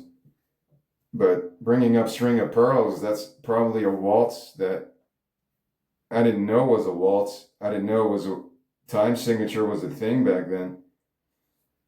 I never took any music classes, music theory, besides YouTube channels and Rick Beato and people like that. But that's all you really need. I'm not gonna lie. You don't have to spend $1 million for an education. Do it like Goodwill Hunting and just learn yourself. Learn yourself good. And I'm still doing that. I said I haven't played guitar in like a year, so when I start again, it's gonna take me some time to get back into the swing of things. And I guess I'll stop here tomorrow. I'm just gonna go through all the songs, so it'll probably be a shorter recording. There's 24 songs, but some of them are instrumentals. From what I remember, there's not many lyrics at least. And I'll try to interpret the lyrics the best I can or sing the melodies the best I can when possible. But you'll hear what I'm talking about tomorrow, that my favorite type of song is a waltz, a Tennessee waltz, that song, or Barroom Girls, I think that's a waltz. But the first thing I thought of when I said waltz was Hickory Wind. So I'll try to share that song. Maybe that's my favorite one. At least that's the one that popped in my head first. In the future, I guess I'll have to keep a Spotify playlist of waltzes. Every time I hear a waltz, I'll just add it to the playlist. I did that with modulation. I was getting into that, thinking of songs like Man in the Mirror, Michael Jackson stuff, or even NoFX does it. Songs with modulation, the Beatles have it a lot, going up a key or whatever it is. I'm sure the Beach Boys probably do that too. But yeah, so that's tomorrow. All I'm going to do is just go through all the songs, because all I did on this talk was go through the story and the inspiration and where I kind of see this heading in the future, but I didn't talk about the songs yet. The most important part is the songs, because that was the starting point. I would have never had a story develop if I wasn't writing these songs 20 years ago. And well, I revisited them in detail in 2021, 2022 when I wrote this book. So I'm like surprised that I still like them, because usually when I hear my songs from when I was in my 20s, I think they're terrible. But I actually like these. Something hit right with these, because I can hear them as a cohesive piece of music. And people always say you shouldn't make a double album because you're going to have too much filler. You could take a double album, like even Smashing Pumpkins, one of my favorite bands, Melancholy, Infinite Sadness. I honestly haven't heard that album in like a decade. For some reason, it doesn't draw me. And there's plenty of great songs, but maybe because it's just so long, I never want to go into it again. But yeah, it's an amazing album. I think I just don't like 1975 because it was on the radio too much. It's one of those things. It's a fine song, good songwriting. I just it's a weird rhythm and everything. Um, I don't think nah, it's not a waltz. But Tonight is is one of their best songs. I did learn that on acoustic, trying to play it a different way. But yeah, there's even speaking of waltzes. I don't really go into heavy metal on this album. There are some heavier moments because I wanted to make it like The Hazards of Love, which features some heavy guitar riffs, more maybe progressive than heavy metal, but it is pretty heavy.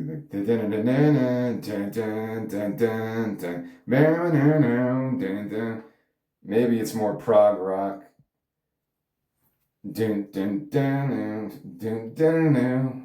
But there is a heavy metal flavor to folk music even sometimes. Um, I don't know. You can see elements. It's cool when you do that, that folk music can be blended, or you'll listen to heavy metal and notice classical music, influence of folk music. And yeah, that adds to the enjoyment of it. I don't have a lot of heavier moments, but there are cool waltzes like Ozzy Osbourne.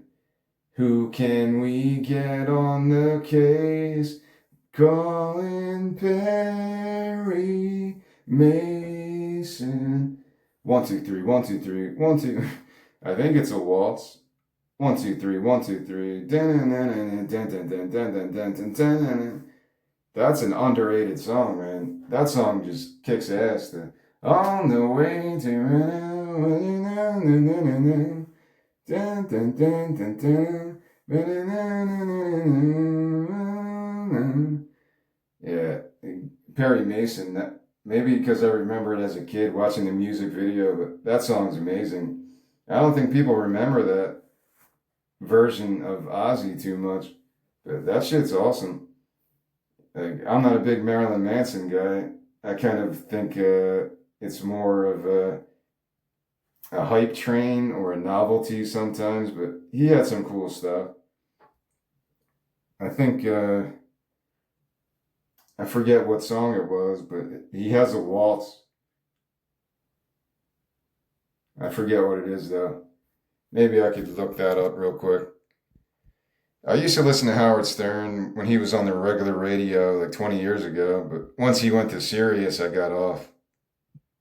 And I think I'm remembering something that Howard Stern said back in those days about music, that Marilyn Manson implements waltz time signature. Maybe I'm totally misremembering this. Marilyn Manson, because it's not Beautiful People. Beautiful People is not a waltz, right? Marilyn Manson songs in 3/4 time. Can I search it like that? In 3/4 time? Is that the right way to say it? I think so. Marilyn Manson rarely writes in waltz time. Or maybe I'm wrong about this. Yeah, I don't know these songs. I guess I was thinking of something else. Because I don't know, White Spider, Odds of Even. I don't know those songs. Yeah, I don't know any of these.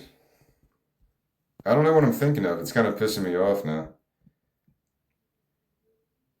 Marilyn Manson songs as waltzes.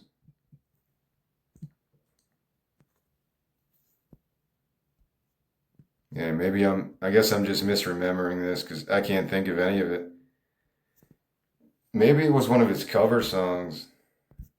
What did he cover? See, I'm not a big Marilyn Manson guy, so I don't know these things. Marilyn Manson, he covered a popular song, but I forget. Nah, it's not in the air tonight.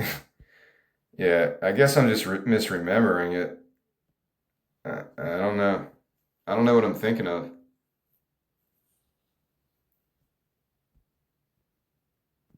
Yeah, I'm gonna just give up and trying to figure this one out.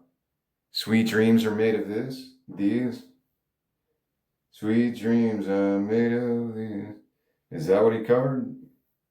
He covered the Eurythmics? Is that Eurythmics?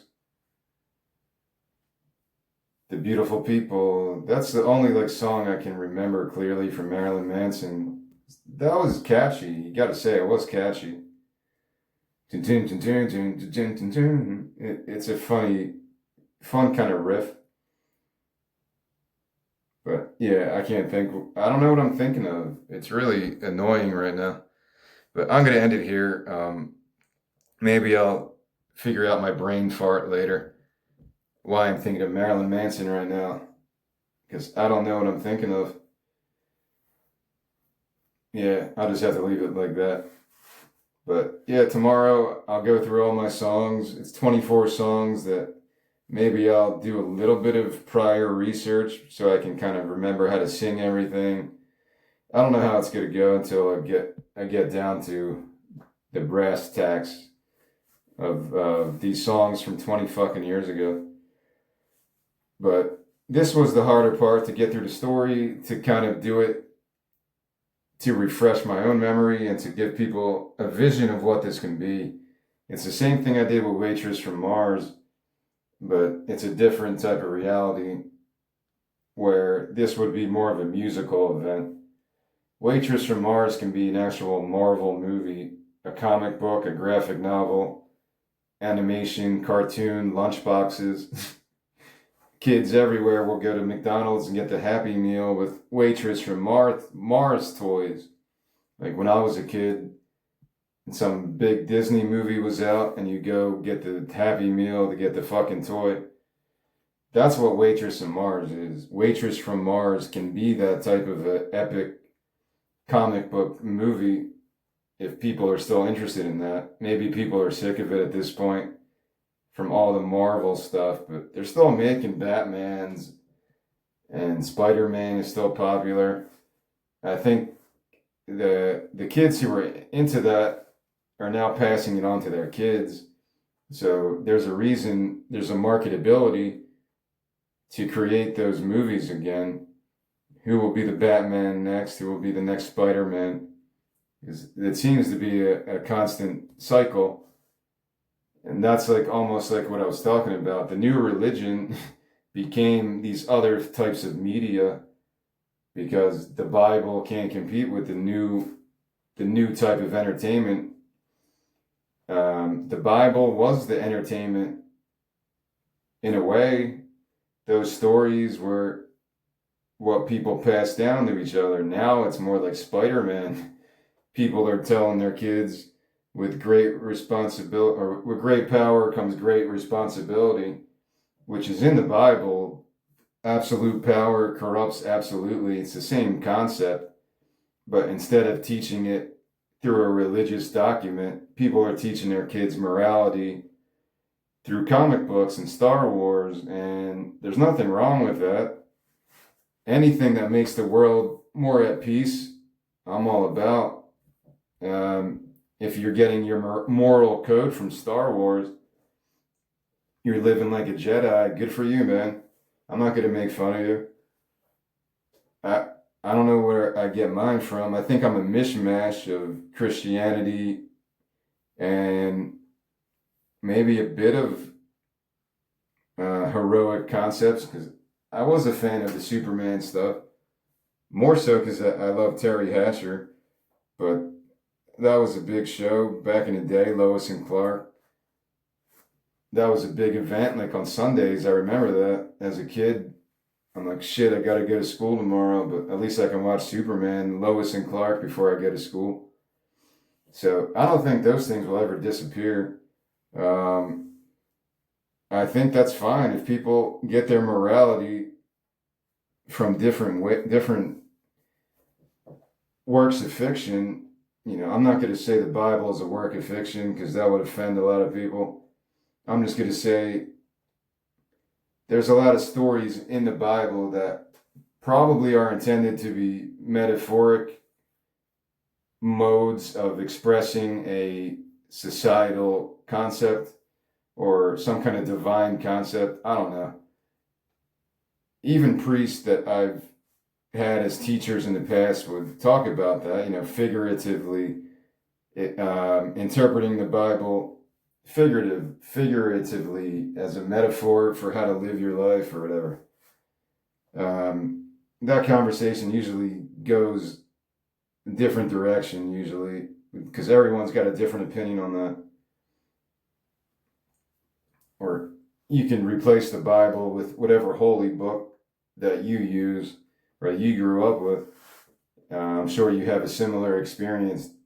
Is everything to be taken literally, or do you take it like when you read a fairy tale? You know that Little Red Riding Hood wasn't a real person. It's maybe based on someone, but it's a story to teach a lesson. And I think a lot of biblical stories do the same thing. So regardless of where, it's a tough thing to talk about when it comes to where do you get your morals from. It goes back to what I said earlier. What would the world look like today or in the future if there was no religion? Would we be more peaceful? Would we get along better? Would it be worse? Would it be more tribalism? More different types of divisions that aren't based on religion, but based on something else? So, I don't know. I can't answer that. I don't think anyone can answer that. It's a Philip K. Dick, Man in the High Castle, alternate history of civilization. But I think that's enough for this talk. I've been talking more because I think I've been out of this for a while. I took about maybe a week or two after I did on my screenplays. I wasn't doing anything like this. And that's probably why I feel like I'm catching up on things that are in my head that are coming out in these talks. And yeah, I do blabber. I get that. This is 3 hours and 37 minutes, and it doesn't feel like that. I do view this in a way as a therapy session to get random thoughts out of my head. I'm not writing any songs right now. I'm not writing anything new. I'm not working on my book. So I got a lot of pent up, I guess you could call it artistic frustrations if you want to put it like that. I got a lot of pent up stuff just in general, trying to move into a new chapter that hopefully gives me some stability to survive on my own accord, or my own property. Someday soon I'll be in that desert home studio doing my shit. Come on by, record a song with me. Howdy, partner. We can shoot rattlesnakes together. And nah, I don't want to kill anything. We could eat cactus. I don't know. What do they do in the desert? What do you do in the desert? You just die of heat exhaustion after a couple days. Why did I move here? Like that episode of Arrested Development, I think I talked about that before, when Jason Bateman, I've always wanted to move to Phoenix, so he moves to Phoenix and then he gets off the plane and the sun is like super powerful and he's like, I made a big mistake.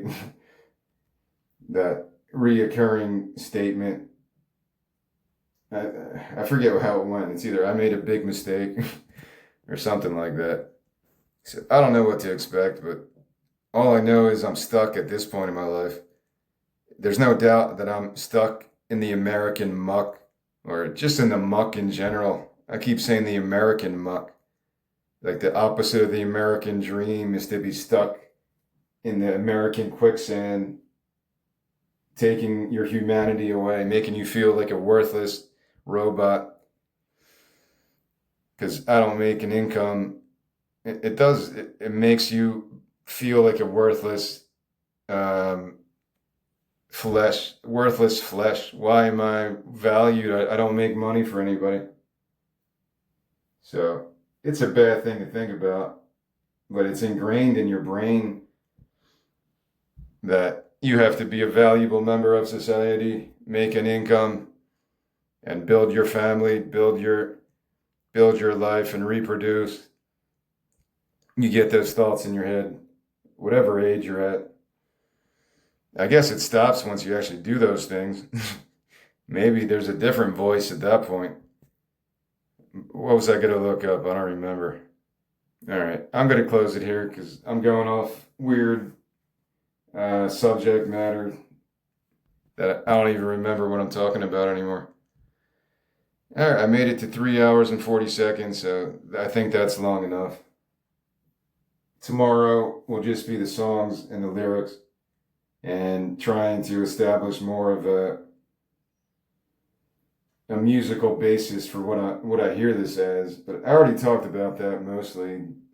If you want an idea of what I want this album to sound like, it would be like the Hazards of Love.